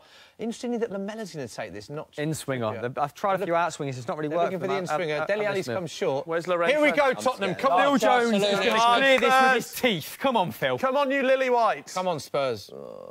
Here we go. Can Tottenham score? Yes, David, emerging from nowhere. Take a chance, whippage. Oh, that is grim! When I say so. Get it on your right! That's like a falcon punch from Mario. Throw it to Trippier. Trippier whips it in, please. Please. No, got to get it in earlier. Lamela's. Please don't go around him. Just whip it. Just whip it. No. Oh. Whip it. Get it in. Please get it in. Oh, it was good. Lindelof again. Look at Dele Alli. To him. One more. Go on, Dele. One more. Come on, son. Show us what you got last game before you... International break. Oh, that's the end, surely. Oh, boys. Lukaku chasing it. Oh, no. That's time, innit, ref? That's grim. No. What a win, my Cubs. Get it up. Get it up. It's not over yet. Last chance for Spurs in the 94th minute. It's up to Llorente. Hit it, son! It's a great ball. Agonising. It's a great ball. What? This has been a great second. Llorente should have hit that. No, he did the right decision. Lucky, valiant effort. You've been so good that you create this many chances against like every top side. To be fair, Yeah, but we lost the game. That's the only stat maybe that more of really an even matters. spread. But yeah, you're right. He should have hit. He could have. I find it more that's frustrating. sometimes- As a fan, I find it more frustrating when you dominate and don't win than when you play United's badly. defensive performance has been It's better really than hard to expected, take. Is really where I was going with that. United's defensive performance has actually been. It's really difficult Jones to has take when you been played this well and got pretty sound. nothing. That's the And thing. you know it's so least- many Man United fans from Surrey. Yeah. that is good. If that makes you feel better, mate, then, you know, get him in. You'll be glad to know that I'm from Middlesex. That's got to be it. What's Mike Dean doing here? There's got to be at least another minute because Obviously not got a Sunday lunch waiting for him at home. He wants to stay for a few. that'll be the minutes. end of the game. No, it's not. Spurs with one last chance. Llorente's been brilliant since he's come on. Oh, my God. Oh, it's on a free kick. Come Phil on. Jones. Yes! Ref already! Come on, free kick, don't say that. Phil Jones. Go on then, Scott. Great. There we go. Oh, this is fantastic Dalot, from Scott McTominay. Waste Look it. at it. Go to the corner. Oh. Do not try and square this to the first Oh, forward no. Oh, no. What? That's still in play. Bring that down. Oh, trashy. Time. Big. Gentlemen, please. Wow, what a So result. that is the full time. Whistle has gone. There are two managers, Ole Gunnar Solskjaer and Mauricio Pochettino, embracing. It does finish Tottenham Hotspur 0, Man United 1 at Wembley. Thanks for that great goal from Marcus Rashford first half. Fair to say Man United were the better team first half, but it was all Tottenham second half. A record amount of saves in a Premier League fixture for David De Gea. Most saves he's made in a Premier League game this season. Absolutely outstanding. Look how much it means to Man United. Going absolutely crazy. We saw Sir Alex Ferguson there in the crowd as well. And every Man United player going to David De Gea. And that is a big win. First Man United manager to win 6 games on the bounce. That man there, Ole Gunnar Solskjaer, congratulations to them for winning. They did hold their luck, though, towards the end. And Man United fans very jubilant. Shows how far Spurs have come. This is what it means to Man United as well, beating Spurs. Yeah, for sure. I mean, it's 7 years since we've beaten you at home, at your ground, sorry. Look how happy Juan looks. Didn't get a minute. Buzzing, isn't he? Didn't get a minute. But Nicest man of football, isn't he? Happy as Larry. Oh, no. Oh, no. He's out for 6 weeks. This is a worrying sign. This is actually worse than the result for Spurs fans. Harry Kane injured. Harry Kane is that. I don't know what led to that, because that season he was involved in a chance in the very last minute of the game. I think he overstretched, though, didn't he, for that Llorente? Pick your top 4 without Spurs. It's been a bad day for Tottenham, because Dele Alli had that slight injury that he played on. Sissoko got injured, and now the main man for Tottenham, of course, Harry Kane. Probably the worst day. Worst imaginable. Yeah, he's now injured. Kane out for 8 weeks, apparently, I'm hearing in my ear. Kane out for the season, was it? Let's go social corner, Will. What they say? But everyone wanted to know your man of the match vote. It's obviously David De Gea. David De Gea. Highly, but Ander Herrera, Michael. No, Ander Herrera was good. I thought Ander Herrera and Pogba were both fantastic. It's hard to look by David. Oh, no, that doesn't look good, does it? Oh. There's no amount of ice that's going to fix that, mate. This is a week by which Spurs have an FA Cup fixture, a Carabao Cup semi-final and league games. All in the next 2 weeks, we've got so many fixtures and the injury list is piling up. And that is a sight that we do not want to be looking at, Harry Kane limping. Give Fraser Canberra a call. Question here, very aptly from Charlie Bottle. Are Spurs officially out of the title race now? Yeah, big time. That's the way they write them. Mathematically, no, but I think realistically, yes. Yeah? I don't think... Sure. Did you actually think at any point you were going to win the title this season? We'll have a look at the Premier League table shortly.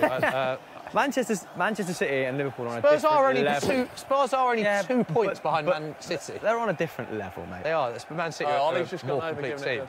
But there is only 2 points behind the team that everyone expects to win the league. So I don't think... They're not mathematically out of it. I just think that the strength, the squad depth that Man City have over Spurs will be huge come the end of the season. I think it is amazing that Spurs are keeping this kind of pace. Obviously, they're keeping this kind of pace when you made no signings last summer. Yeah. It really is, and I think it is testament to the club as well. You know, you could, fans moan about signings not coming in, but the ability to keep players like Eriksen and Kane and Ali, who seem happy as well. It's paid off. He's almost becoming like a victim of his own success in many ways, Pochettino, because the fact that people expect Tottenham to be title contenders, given how many signings Manchester City and Liverpool made. Exactly. As Pochettino, that must be a great source of frustration. Yeah. Literally, it's just like, people should be like, a top 4 finish is fantastic. Yeah. The only positive I think from this game is that it might mean that we start spending in Jan, because if Dembele's move to China apparently is going to go through next week, plus the fact that we've had injuries today, 2 or 3 injuries today, with the list that we've already got, he might go to leave and say, we need to sign players. That's the only positive I can take. And Son's going as well now. Kane out. Son is, Son, that is... How long is Son? Kane out for Son the season misses as well? 5 games. 5? Son goes... I've got it in front of me here. Son is... where is it here? That's how well they do. He'll meet up with South Korea squad at the Asian Cup after today's game. He's likely to miss 5 Tottenham games, 3 Premier League fixtures whilst on international duty, because Spurs are in both domestic cups. The tournament finishes on February the 1st. Also worth pointing out, he's not going to be... He's going to be knackered when he comes back. So match fitness is going to take him a while to... What did they just win, though? Hasn't he just been out? That was the Asian trophy, wasn't it? Asian Games, sorry. Excuse my ignorance. This is the Asian Cup. That was the Asian Games. So Heung-min Son, the amount of football...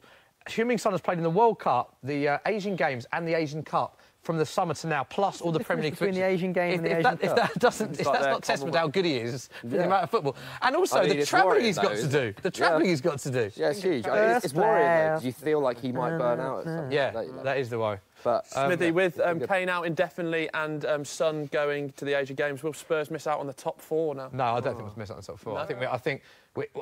I think we should finish 3rd before today, and I think we'll at least finish 4th at worst. But if Kane is out for a while, you're in massive trouble. We don't know that he is, but I think we've got. I don't. Did you not see him on the stretch at the end? We've got Lamella Moore. We've got options up there. Yeah. Son can play as a false nine. Yeah. No, I agree, but they're not Kane, are they? If Kane is out, I think that they're a lot stronger than. I think United and Arsenal are a lot further behind. I think Arsenal are way behind. Yeah, fair enough. But with that said, though, Dave, we can have a look at the table. So this is how the Premier League table looks after the fixtures. Liverpool stay top, 7 points clear of Man City. Spurs remain 3rd. So Spurs are now 9 points behind Liverpool. They are in 3rd. Man City with that game in hand. Man City play Wolves in the Monday Night Football live on Sky tomorrow. Chelsea now only a point behind Tottenham, so it's very tight. But look at the gap between 4th and 5th, Dave. 6 points and the goal difference as well. Arsenal equal with Man United, who are clawing it right back. So a bit of a gap between 4th and 5th. But United are a team in form under Ole Gunnar Solskjaer. 6 wins on the bounce. Let's have a look at the bottom half of the table. Huddersfield struggling, rock bottom, 11 points from 22 games. Fulham and Newcastle make up the bottom 3, with Cardiff and Southampton 1 point above the drop zone. Let's talk title race then. I was about to say, I feel like 35 points guarantees you safety at this rate. Looking at the teams at the bottom, the title race. Go on, who you have? Are you still favourite? I would, from that result now. I think City will win the league. Yeah. Ooh, interesting. What are you thinking? I think if Liverpool had got a point in that game, I think that psychologically that game was massive.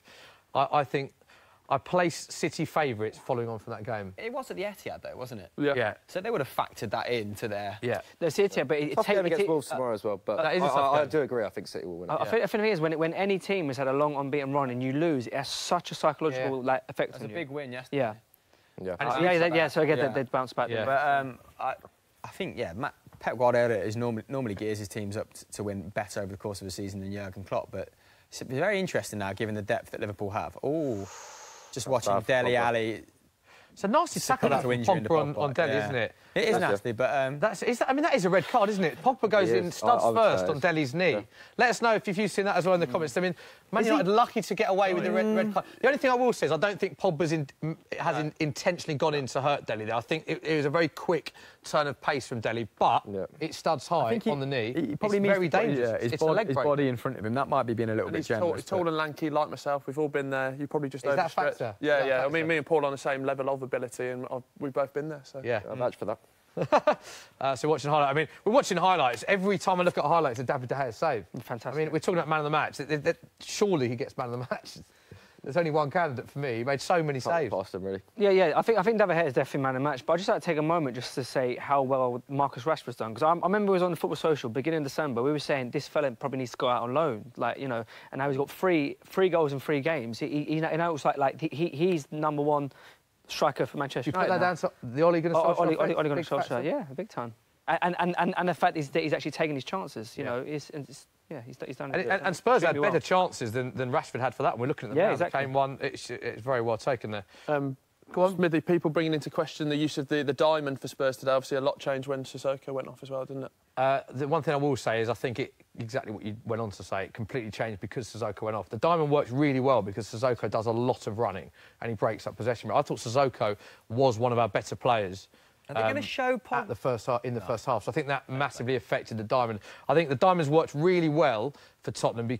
What the diamond's done well is it has linked Son and Kane together brilliantly, and it's also put Eriksen in a different position where he sits a bit deeper and can pick out brilliant passes. And he made one today, which is fantastic. The problem we got with it now is it's another injury, and we don't have as many the strength in depth that other teams have.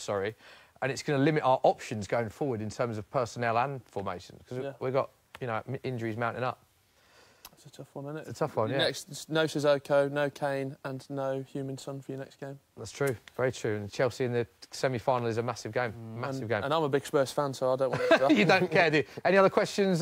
What's the overriding feeling on the chat? A lot of Man United fans, Just a lots of people, yeah, lots of United fans asking about whether this result would have been possible under Mourinho and just the change in atmosphere. Good question, that. Probably not, to be honest. No? Probably not. I don't think it would have been. Why did you say that? Just because we didn't see these kind of performances before. Like we to be fair to Mourinho, when we went behind in some games, yeah. Newcastle a case in point, although Newcastle are pretty poor. We were good at coming back when we really needed to, but against a team with the quality of Spurs, like look at the game at Old Trafford, like lost that 3-0 despite playing quite well in the first half. Just there wasn't, although it's a bit of a kind of cheap analysis, there wasn't that kind of belief before. Yeah. I don't know. The players are enjoying themselves, aren't they? I just don't think you would have seen a performance like that from Pogba. Like we had today. You're not really solid. And it was just quite, I don't know, it was just quite simple, wasn't it? We had quite a simple game plan and it just about paid off. Yeah. Just about. The first game against Tottenham, you had Herrera in a back three, didn't you? And that felt like Jose Mourinho trying to make a point, and it felt like he was trying to make his personal battle over into his squad selection. Not bringing Paul Pogba on against Liverpool was case in point. Not thinking that he can impact the game was clearly a statement by Jose Mourinho, and obviously there's less of that. There's maybe less internal politics and less internal sort of beef. So it feels like it's simplified everything, which is... Yeah. And to be fair, if Solskjaer has convinced Lukaku that he's fine, that he can be on the bench and Rashford can play ahead of him, that's pretty amazing. Yeah. Man management. At the start of the season, people were asking, when Lukaku was going through a poor run of form, should Rashford be starting ahead of him? Yeah. And I always said no, because Lukaku is clearly the better striker, which I still think he is in general, but obviously Rashford's in better form. And to be able to convince Lukaku that, Rashford should be starting ahead of him, and he doesn't seem to be having an issue with that, is a pretty... Do you know what I liked when Ollie came in? Is one thing he said in his press conference was if there's players, obviously there was high-profile players you had on the bench at the time of the Mourinho, the Pogbas, Martials, Rashford on the bench. He said if anyone can explain to players what it's like being on the bench, it's me, because he was famous for being a super sub. That's brilliant. So, yeah, for sure. That's a bit of specialist kind of experience he's got there, which and he's got a lot of goals does off actually the bench, count for something. Yeah, exactly. Right, we can have a look at what's coming up on Sky the Football Social. We will be back next Saturday, and that'll be at 2:45 on Soccer M and Football Daily's YouTube channel. That's January the 19th, next Saturday. Loads of games going on next Saturday on the top and the bottom of the Premier League, so that should be a good show. So that is the end of the show, guys. I'm a bit gutted with the result, obviously, but enjoyable show, wasn't it? Yeah, mate. Always next time, isn't there? There is always next time. McCubbin, you must be very happy, Man United fan. I'm happy, yeah. I'm very satisfied. Yeah. Dave, disappointing week for Arsenal. It's a bit of a crap weekend, isn't it, really? But you got the result you wanted, I think. Got your Snickers, yeah, just about. Yeah, no, I had absolutely lovely Snickers and other confectionery is available, right? OK, they are available. Yeah, Will, Social Corner, some good questions today? Just gutted about Spurs, mate. Just can't believe it. Every year we do this. Every year. On that note, that's all we got time for. Thank you very much for watching. We will see you next Saturday for the Football Social. Bye-bye.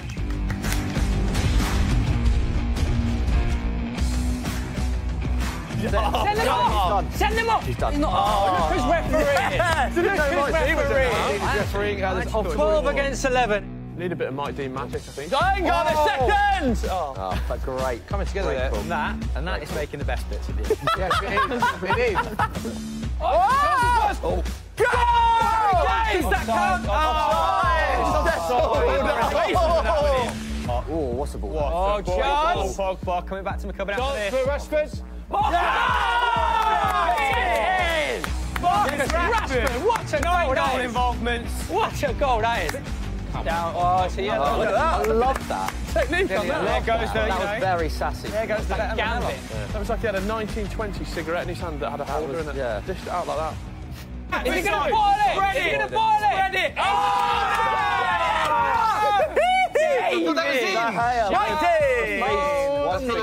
David De Gea is keeping Man United in this game because he's very good. I think he's got a sword, isn't he? Oh, chance for Dele Alli! Oh, David! David De Gea with another save. Man of the match easily.